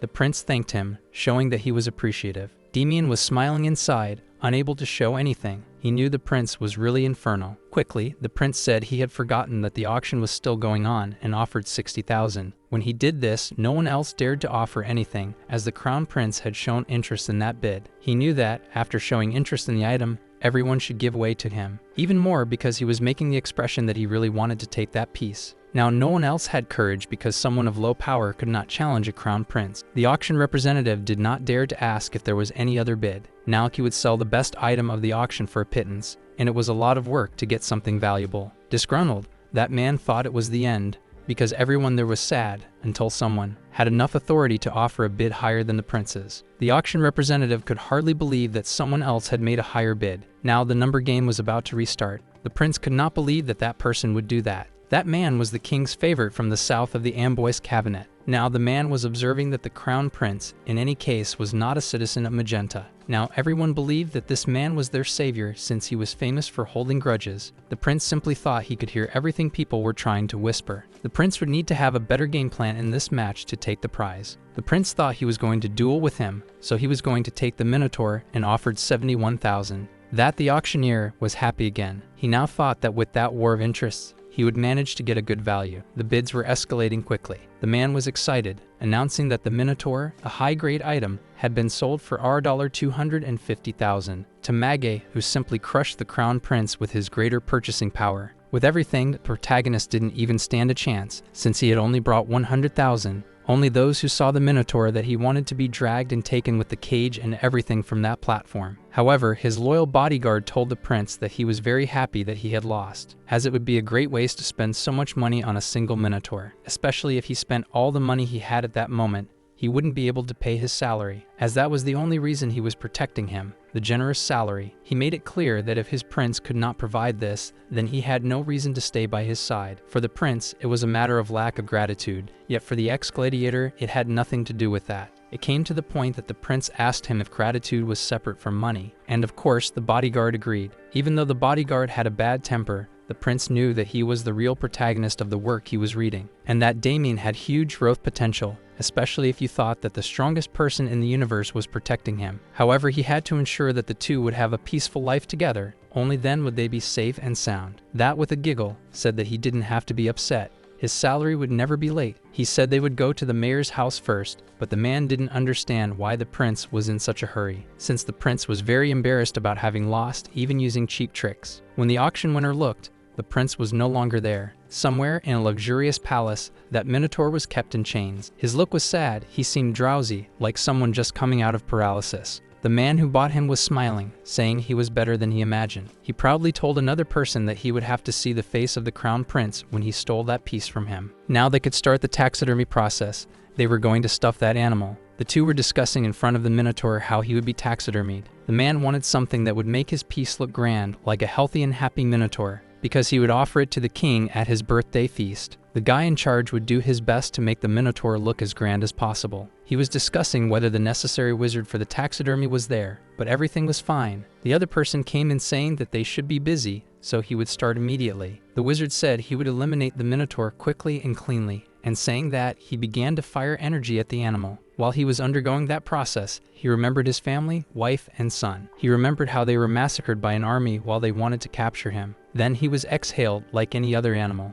to finally exorcise him with disgusting magic. That gave him a great will to live and crush them. The pins that held that great monster were not enough to resist him. Even though the wizard was efficient and strong, he couldn't hold the Minotaur back before he tore off the chains. Elsewhere, the prince was lying down as he was very tired and his body ached. The bodyguard said he had gone too far. His internal organs were also protesting for the same reason. But the prince was sure that the next day he would be able to buy the Minotaur. When suddenly he got a big scare. There was desperate knocking at the door, asking him for help. Give one to the prince, who had a huge problem. Damian wanted to know what they wanted, while holding the sword. He wouldn't let anyone approach the prince casually. From afar he asked for a quick explanation, but whoever brought the news didn't have time to tell. Suddenly, there was a huge explosion. However, that bodyguard put himself in front of the prince to protect him. He was thrown far away and slammed against the wall. The prince, worried, screamed for his bodyguard. While a large hand was heading towards the prince, it seemed to want to capture him. It was the giant Minotaur, and it didn't seem satisfied. When the protagonist looked, there wasn't much time for reaction. To better understand, some time ago, the pins of that enormous Minotaur had broken. Even as he was still hit by magic, the Minotaur yelled, no longer wanting to be sacrificed. After he shouted, he destroyed everything in front of him and managed to escape. The man who bought him could not believe it. He roared at the man, but the man did not understand, though what he wanted to imply was that the man thought of himself as diabolical. He tried to crush the man several times, but the man continued to belittle him, calling him a beast. While the man did not renounce the role of the Minotaur's master, he did not stop following him. He chased that man for a very long time. The man thought he should reach somewhere safe, and just ahead was the mayor's residence. By making a detour, he managed to trick the Minotaur into running inside the residence. However, now the Minotaur looked around and couldn't find the man. It became furious and started reacting angrily, breaking the walls of the mayor's residence. Now let's get back to what happened with the prince's special bodyguard. After being hit, the Minotaur charged at the protagonist because he wanted to catch him. The prince noticed that it was the Minotaur and shouted, but not out of anger, because he intended to acquire the Minotaur. He didn't know why the Minotaur was looking at him that way, but he had seen many eyes like those. Back when he was working in the clinic, he was very injured but had nothing to lean on. Those were patients' eyes. The Minotaur recognized that guy. He had seen him in the auction hall. Now he was angry, thinking that he was just like the other and wanted to just turn him into some random statue. But it seemed like he didn't have enough strength to fight, and when he tried to punch the prince, somehow his special bodyguard managed to move and threw himself in front. The protagonist could hardly believe that even being thrown in that way, the bodyguard was there. Telling the prince to run, the protagonist thought that he couldn't die there. He had gone through a lot. But when he was about to run, he looked back and saw that the monster was very angry and also saw his special bodyguard in front. He noticed that the Minotaur was very fast and strong. If he got the bodyguard, he would be crushed. However, the Minotaur's eye was following the prince. It was him he desired. To save his life, the bodyguard kicked the prince's stomach, throwing him far away. He didn't understand why he did that until he saw that a column of stones from the roof had fallen. Now it seemed like they were trapped because that large piece of the roof had fallen and covered the hole that the Minotaur had made to enter. Although the prince was upset and complaining, the bodyguard didn't listen to what he was saying, because he had something to tell that would be 1,000 times better if they survived that day. The bodyguard demanded a special bonus. The prince wanted to know what would happen if he didn't give. Damian warned that he would run away alone. They kept arguing while the Minotaur was just staring at them. The plan was to count to 3 and attack the Minotaur, so the prince would have a chance to escape. The protagonist wanted to know where to go since he didn't see any breach. That's when the bodyguard pointed to one side, but the prince reminded him that they were on the 2nd floor and he was not a bird. The bodyguard said it didn't matter, he just had to jump. The rest, they would think later. He thought that, for the prince, it was better than being crushed alive. He also warned that by the sound from outside, they were already working to handle the Minotaur. The prince wanted to know if he was going to take him to a safe place, but it wouldn't help, because if he jumped he would certainly break his legs. The bodyguard didn't care. He held the sword's grip tight and was going to handle it. However, at that moment, the Minotaur spread his arms. It seemed like the two were going to have a clash. Swordsman and monster. Counting from 1 to 3, the bodyguard jumped up trying to attack towards the Minotaur. In the meantime, escaping, the prince complained that the bodyguard had counted too fast. Being hit by Damian's strike on that huge being, now he seemed to be feeling pain and didn't notice when the prince passed him by. Even while running, the prince thought that his life wasn't that good. However, as he leaped, the Minotaur spread his arms again, and the prince clung to his fur, being near. He noticed that the Minotaur needed help. It was as if a red alarm was sounding. With this, he began to scan the body of the king of the Minotaurs, Uru, who was male and 48 years old. Having been captured and constantly injected with tranquilizers, and due to the large-scale consumption of grains, his heart was in terrible condition, suffering from stable angina. His heart should have been in severe pain. If nothing was done, he could contract a heart infection and have a heart attack. He should have been out of control with pain. It had reached a point where even the protagonist felt pity for him. It happened quickly when the Minotaur began swinging his arms to remove the prince. He wanted to treat him, but couldn't. He couldn't just let go of his fur and fly. It was too high. The Minotaur had already raised one hand to hit the protagonist and remove him when he received yet another blow. Even aiming at the Minotaur's eye, the bodyguard managed to hit the horn. The young man backed off a few steps and asked the prince if he could hold on just a little longer. In a few moments, he would be able to rescue him, and as always, the prince was throwing a tantrum. Now the bodyguard felt he could hit the left side of the chest, near the shoulder. He was aiming at those two parts. It didn't matter if the cuts weren't deep. Thinking so, he went all out, just needed an opening, and he seemed to have managed. The Minotaur was roaring in pain. While the protagonist was still sticking to his fur, he was also running out of strength to hold him. Suddenly, his hands couldn't hold anymore. As he fell, he shouted that the bodyguard would receive the special bonus. Still, the prince closed his eyes, thinking the timing was not so bad to leave. But he had true friends, and someone jumped into the air, making several acrobatic moves, and caught him. This person was the wolf woman Agnes, who, yes, in her wolf form, was strong enough to carry the prince. The guards were satisfied as the prince was now safe and returning in Agnes' arms. Asked if he was okay, he agreed. All the guards would hurry and assist with the prince's security. The Minotaur couldn't hold on from so much pain. His screams were thunderous. When alone with that special bodyguard, the Minotaur noticed he had lost the prince. He would now go after the one with the sword, and all he could do was dodge and wait for the right moment to attack him. He was counting on a raise for the risk of danger. He thought that, as the Minotaur's fist approached, he would have a chance to hit the fist or perhaps the arm. And so it was done. The sword collided with the Minotaur's fist, but it was much harder than he thought. And so the beast continued to bellow in pain, and its rage intensified more and more. He had not hit Damian, however, for he was too agile, always managing skillful feints at the right time. He went back at the man, who simply gripped his sword with all his strength. The two were staring at each other, but it was not so good for the young man. He was thrown a considerable distance. Soon the Minotaur's strength was indescribable. He was charging full-on at the man, but when he fell, some debris fell on one of his legs, making it impossible for him to escape. He spent some time trying to lift the rock and get his leg out. In that brief time, he thought it would be his end. That's when someone shouted for Spikes to deliver a body blow. The attacker was the little hedgehog summoned by the prince, whose name was Spikes. He attacked immediately to prevent the Minotaur from ending the life of the special bodyguard. Now the Minotaur was targeting the hedgehog that the prince had thrown. He was not going to waste all that effort saving him for nothing. He was very pleased when he noticed he was well on time, as the red sunflower seeds made the creature grow larger. So he shouted to his friend to get out of there quickly. It was time for them to make money. Damian rejoiced at those words. Nothing else made him smile as much as those words. He warned that he should leave first, otherwise they would not be able to make money. But when he managed to remove the debris, he discovered that he couldn't move, and the hedgehog might not be able to hold the Minotaur for long since he was also thrown a certain distance. And when Spikes passed near the man, the prince shouted that it was time. He should grab one of the hedgehog spikes to get out of there. Now the vision was of that giant hedgehog making a gigantic leap along with a special bodyguard. The two were on the ground,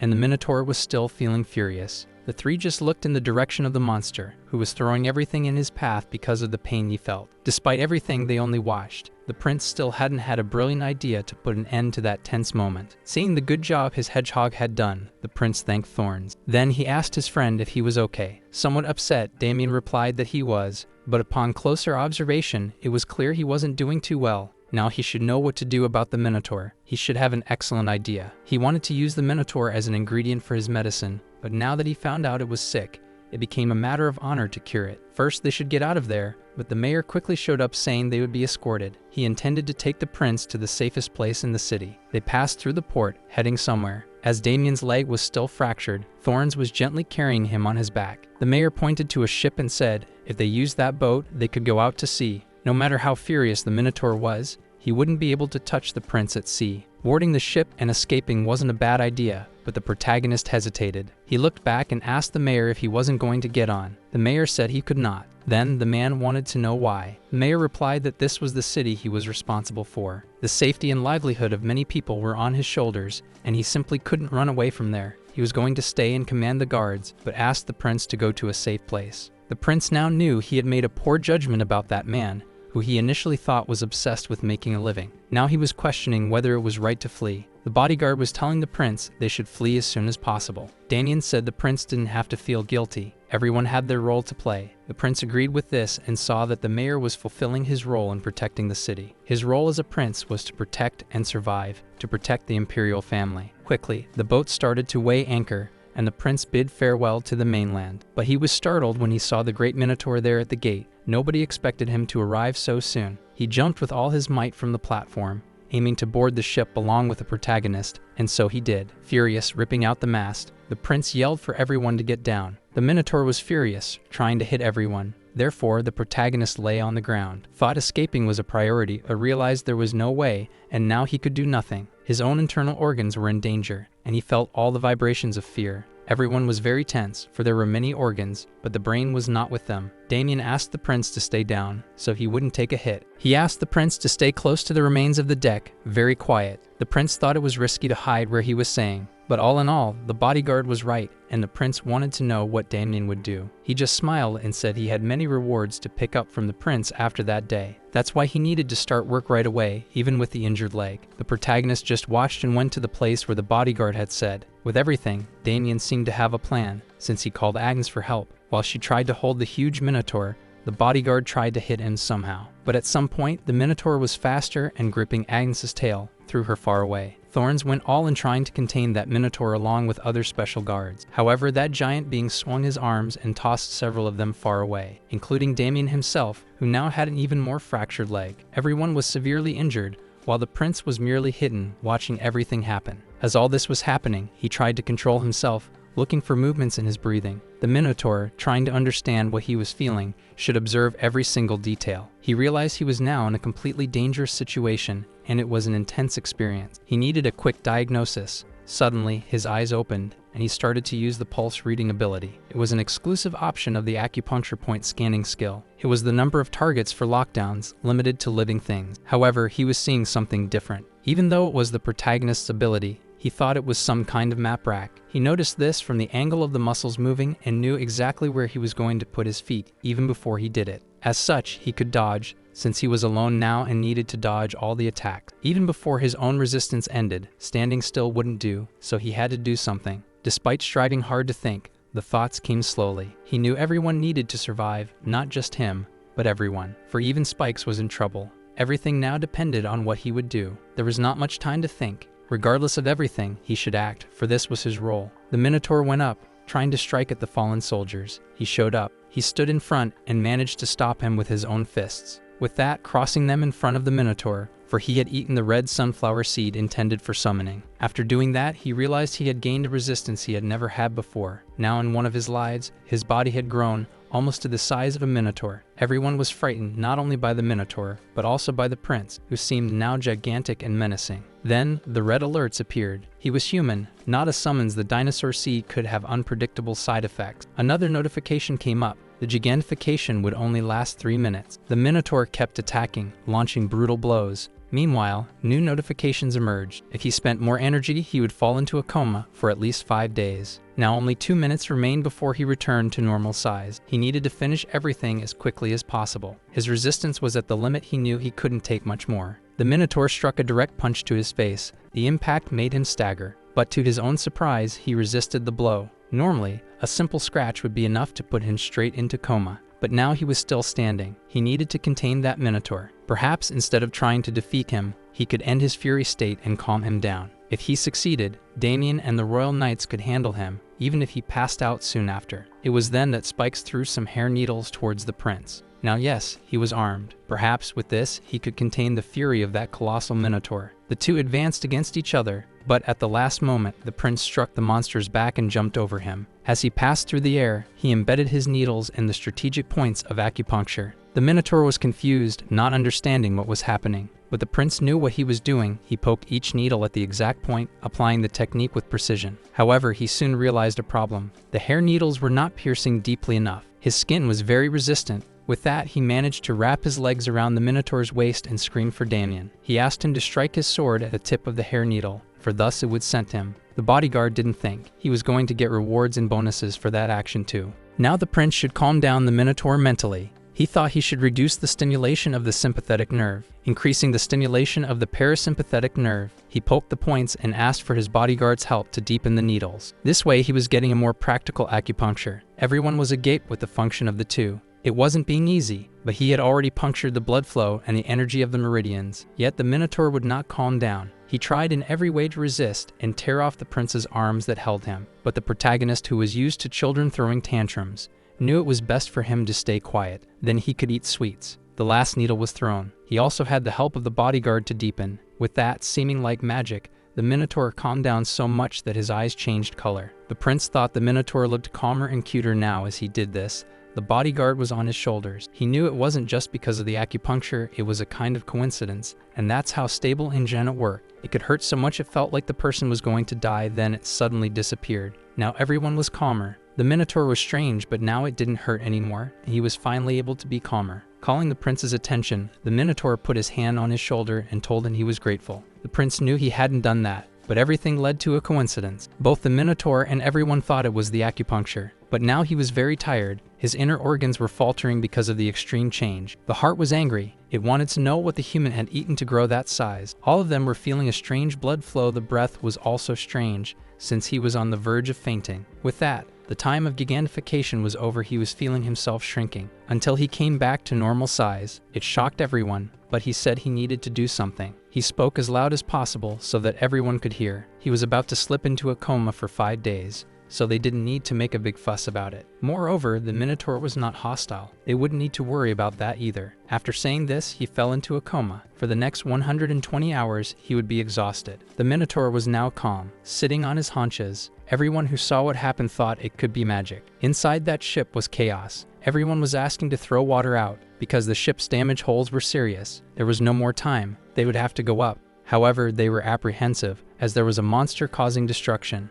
When one of them went out and saw the calm and tame Minotaur, he couldn't believe it. When he shouted that the ship was sinking, the Minotaur looked around. He wanted to see what was happening. He knew it was his fault. Everyone would fall into the sea. The Minotaur yelled that he was going to save the prince, so he carried him in his arms so he would not drown. Leaped from there far away into the sea. He put the prince on top of his head where the hair was thickest and softest. All the guards were on alert. Except Damian, he was concerned, but did not cause a fuss. Now that the prince had been taken by the large Minotaur, his loyal bodyguard was in trouble. Tied to a chair, he had to account for what had happened to the prince, but very tired, he ended up dozing off. He was so tired and sleepy that he was already confusing reality with some kind of vision. With his head low, he thought it had been a while since he had had such a vision, while the man in front of him laughed. Ridiculous to fall asleep in the middle of the interrogation. The man didn't know whether he was brave or just knave, but the one in front of him was the interrogator of the inspection squadron, directly commanded by the emperor. He wanted to know if the man was aware of the trouble they were in.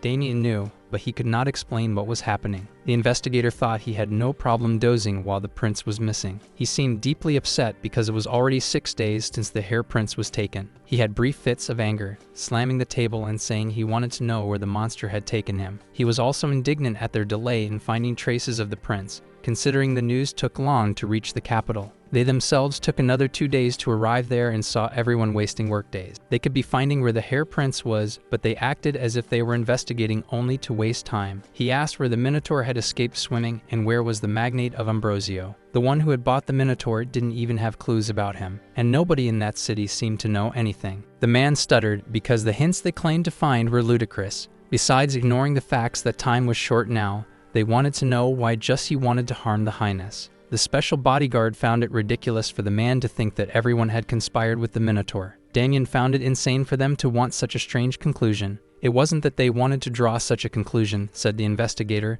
but they actually just wanted to expose the facts. Circling the seated young man, he said that nothing made sense about what was happening. While seated, the young man listened to the investigator say that he knew one thing. The world was a place where ridiculous conclusions could become the answer that fit the puzzle. Who should be blamed for all this? Could easily be the mayor responsible for the city's safety, or anyone who traveled with the prince, including the special bodyguard himself who failed to protect him. However, the responsibility and crime committed in that incident should be attributed to all of them. The boy knew he would be blamed for anything, even if they were nonsense. He knew that the man in front of him probably wanted to end that incident without further complication. He put his hand on Damian's shoulder and said if he confessed, he could receive mercy. Thus, they could make the passage to the beyond more comfortably and soon. This made the young man more irritated than usual. The man said if it was hard for him to confess, he would use other methods. And as soon as he said that, other people entered the room where he was being interrogated. After a while receiving some stimuli, they asked the young man if he was now ready to confess. He said there would be no confession, but he was ready to tell the truth. The investigator seemed to be satisfied. After such a long time, he had finally gotten him to speak. But he said that under the pretext of an investigation, they were obstructing the search for the hair prince. Now the boy was radiating a radical energy because he was more concerned than anyone else about finding the prince. However, the man believed it was certain that he was trying to escape. Either way, he would end the questioning for that day. The boy was pressing the bars and apologizing in his thoughts. The boy wanted to live. He couldn't die in a place like that. Suddenly, the Minotaur appeared, leaping in the sky. The youth inside the cage could see him. It was the same Minotaur as before, and the prince was on his shoulder. The Minotaur grabbed the cage where Damian was and held it. Now the prince was almost without expression. The prince was upset because all his friends and acquaintances were in cages. With the noise, the interrogators came back and saw the Minotaur along with the prince. They looked from above searching for a reason for their friends to be locked up. Before they arrived and rescued Damian, the prince had awakened 6 days after the incident. The crown prince of Magentano woke up in a cave at a distant sea. The Minotaur that was determined to finish him off. Now he only had loving eyes when he looked at the prince. He knew he should be grateful for saving his life. That's why they held hands and were now friends. It seemed that the misunderstanding between them had been resolved. He informed that he would check his health status, and with that the protagonist put his hands on the Minotaur's fur. He activated the ability to read pulse, looking for activated acupoint scan. He could see that fortunately, his angina was not very advanced, yet he could start the treatment when he returned. They would take a look at his gallbladder. He noticed that now that part was no longer swollen when he ruminated. He told the Minotaur that it was because the things inside him were reducing the swelling and it would disappear quickly. He asked the Minotaur to do as he commanded. First was the gallbladder meridian, and he went on telling other things. He needed to use his finger to press the place he ordered. Sometimes it bothered a little, but he was resisting well. As it was almost finished, the prince was already satisfied with a good job by both. The protagonist pounded his chest and asked the Minotaur to do the same on his chest. So the Minotaur closed his paw and pounded his own chest until he got tired. In this way, the protagonist knew that something big was about to come. Quickly, that great Minotaur started to cough up a giant stone. Now he was only joy. He had obtained a special ranking S+ cholecystitis. He knew that however large the cholecystitis was, they would not exceed 5 centimeters, but that one was 20. And with that extra step, now the great Minotaur was feeling much better. The swelling had also disappeared after treating him. He said that now the two would need to come back. He was worried about what could happen to his friends. His group was probably going through some hard times. Rose seemed to be understanding what he said, however, he was worried if he would need to fight again. It was then that the prince warned that no one could do anything against the Minotaur if he came back with him. The eyes of that great animal filled with joy. However, the two set off into the sea, until from afar they spotted the mast of the inspection squad flag, commanded directly by the Emperor. Now that man in front was wondering who the jerk was who was talking to him. He got the attention of the person who was above the Minotaur, asking who he was. The protagonist didn't like it much when the man insinuated that he could be pretending to be the crown prince, and he said that forces could be taking advantage of the situation in which the crown prince disappeared to harm the royal family. The prince wanted to know if that man dared to want to verify his identity, but the prince, very angry, said that in this case he should have properly verified who his people were. He clearly was talking about all the people he had arrested. He should have verified the dedication and sacrifice of all. The man, feeling intimidated, asked what he was talking about, then very upset the prince said Damian's name, said he had thrown himself in front of him to save him from the Minotaur. He had done that to buy time for him to escape to a safe place. Showing devotion and fighting alone against a huge monster. While saying this, Minotaur opened the cage door. After that, he said the next one was Agnes. He told that she is his bodyguard, a werewolf boss. He threw himself to catch him in midair as he was falling from the Minotaur's arm. If it weren't for her quick thinking and daring attitude, he wouldn't be there while he was talking. They noticed Bia in that cage too. The prince said it would have been a huge mess, and he would be under the rubble at that moment. Looking at the young woman, he spoke of the courage and sacrifice she had displayed for him. There was also Sergio, who was the captain of the Special Royal Knights. He had run that night before anyone else. He protected his life while seeking a safe place. If not for his bravery and sacrifice, he too would not have made it. There was Frandl, who led the other knights to defend him, just like Montero and Pedro. They were with wounded arms, having blocked the horns of the Minotaur. He remembered that he could not forget Hamilton, who did much for him, who despite having lost his sword and his shield destroyed, was still fighting. Now all of them saw the prince in a different way because he was there defending everyone. They were all now certain that he was the prince. They just didn't know how he had returned and had even taken the Minotaur. Now the interrogator knew something was wrong. He was certain it was the crown prince, who had been captured by the Minotaur and had no chance of survival, so he tried to occupy his group. Because this is how it was supposed to be, so if anyone of high rank were to die, it should not be him. With the prince returning intact, things turned bad for him, so he crouched down and asked for mercy. He was to be forgiven for his mistakes, but the prince did not seem inclined to forgive him. He turned his back on him and resumed his speech, this time about the mayor of that town. "I'm here," he said. On that night, facing danger and a difficult situation, he chose to stay instead of running to protect the city. This showed how proud he was of his duties. He was a more virtuous and meaningful example. However, one investigator asked him to prove his identity, but it was not he who had to prove who he was. All those people who stood by him, people who had sacrificed without fear, they are the ones who would prove who he truly was. Now it's best he didn't make up any more excuses. The prince was saying that I already knew quite well what people like him would say, for he had already experienced similar situations in Korea. Curious, he wanted that man to immediately say who was in charge, and he wouldn't repeat himself. Since he had responded ahead to his question, he asked if he knew what that meant. Person in charge was the one responsible for the place. About poorly conducted investigation he led. He would be held accountable for all of that. After taking the necessary measures, the city was slowly recovering. Everyone now wanted to know what crime had the investigator been accused of. It was the crime of intentionally disrupting the search for the crown prince, and it was a very serious crime. And now the gossip was spreading around town about the Minotaur and several other things. They said that the Minotaur moved only at the prince's gaze and incredibly destroyed the iron cage. Well, they said that the crown prince had grown to the size of the Minotaur and fought him hand to hand. As many news were spread, all ears were attentive to everything that was happening. If the rumors were quickly extending about the prince becoming the ruler. While the people who were tidying up the city were gossiping, Damian just watched from the top window while a new account of the Highness, a prince who only spoke things he was not even hearing. 3 people wanted to know how he had taken the Minotaur. The prince told he had never done that. Damian was in credit to see the prince saying he only resolved a misunderstanding. The prince asked him to remember how he suddenly grew huge when he stuck the thorns in the Minotaur while growing. The thorns were part of the pain he felt, so it relieved some of his pain, but said it was all a coincidence. The young man now made sense to me. They thought he had healed, The prince agreed, saying the Minotaur thought he was a savior. Damian was calmer now, saying he could receive payment for the risk he took. He didn't even hide that he was just eyeing the money. In his defense, he said this was the way hired workers were. That young bodyguard thought he needed to train more, thus he would earn more money. The young man said the reason why he responded so blatantly was because he completed the task he had been assigned. Now the prince barely believed the boy had gotten all the requested ingredients the day before. Damian confirmed that this city was bigger than the Port of the North. It was a trade city after all. He said he had bad news. The emperor had heard that he was fine and had returned even before reaching that city. The protagonist just wanted to keep living his life, one at a time, didn't want trouble with the emperor as he was a tough man to deal with. The happy prince said that now that the emperor had already returned and he had all the ingredients, they could begin. The young man didn't even know what he was talking about, but the prince reminded him that they were going to prepare the golden pill. He wanted the kitchen at the mayor's residence to be cleared immediately. In the city now things seemed to be calmer, and in the mayor's kitchen, there was the prince, pleased to finally start making the golden pills. He needed all the ingredients with a beautiful smile on his face, saying something.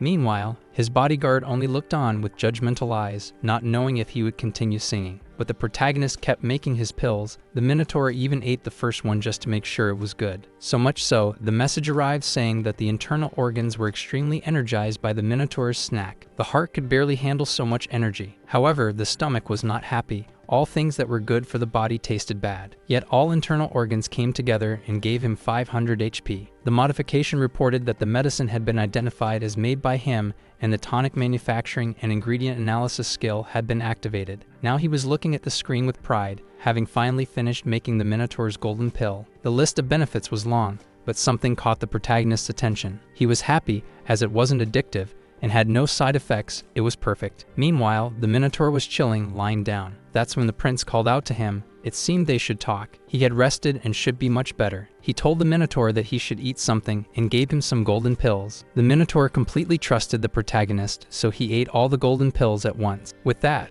his body and heart seemed to be radiating. It was so good that it seemed his inflammation was decreasing. For having fed the patient the Minotaur's golden pill, his medicine would gain a 10% increase in effectiveness. Soon, several notifications arrived that pleased him a lot. Now he had an estimated life expectancy of 116 days. With a current HP of 2100, he simply leaned on the Minotaur's chest to also enjoy the sun. He told the Minotaur that from now on, he would always rely on him, since the Minotaur was S rank. To promote his pills, he organized a big event in the town square of Cremo. Many people wanted to know what was going on. Some said that the prince was giving an award to those who had stood out that night. Everyone could hardly wait to see the prince. The Minotaur was also present. The prince wore royal clothes. Together with the Minotaur, now the rumors that the prince would be next in line for succession became increasingly real. He had put his golden pill in the spotlight, as he should. Being there in the middle of everyone, he thought it had been a long time since he received so much attention since fighting with the second prince. He would also take the opportunity to honor his royal and special guards. He called Damian and 33 others there. He told everyone that during the unprecedented incident of the Minotaur going out of control, his bodyguards fought without hesitation to protect the royal family lineage. For this reason, on his behalf as crown prince, he would publicly acknowledge everyone's efforts. Therefore, he would grant that medicine to everyone. That was something extremely rare and special. The mayor had a sparkle in his eyes. The prince looked at the mayor and knew he was very good at what he did. He knew he was really useful because 2 days ago,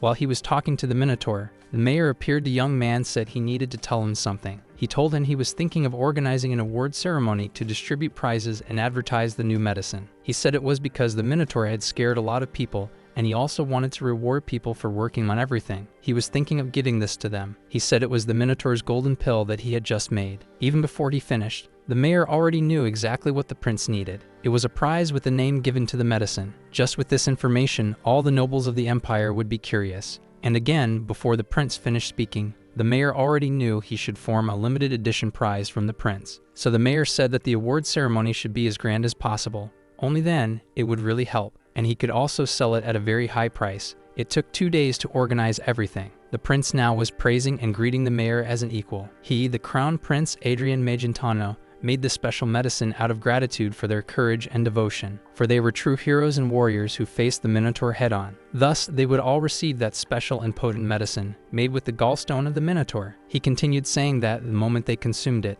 their hearts would become much stronger. The Eliminating any blood clot in the blood vessels, they would gain an incredible resistance, equal to that of the Minotaur. Excited, he said that wasn't all. Anyone who was tired but could not sleep would find profound rest. This was thanks to those who had shown so much loyalty and devotion. He was talking so much that even the birds were stopping to listen. It seemed like he was brainwashing everyone at the same time. He also said that the medicine would only last for a month. That medicine, full of nutrition and knowledge, with the prince's addition, would be sold at an affordable price so it could be distributed to all the people. At this time, the Minotaur held up a unique little sign. At that moment, the werewolf woman and the bodyguard thought the prince was indeed a scammer. The brainwashing had already gotten to even Sergio, their leader. While the prince was saying that it wouldn't be seen every day, and that everyone should take a look, the box was beautiful and the golden pill was in the center. Our video ends here. If you enjoyed it, please like and subscribe to the channel. Until next time, bye bye.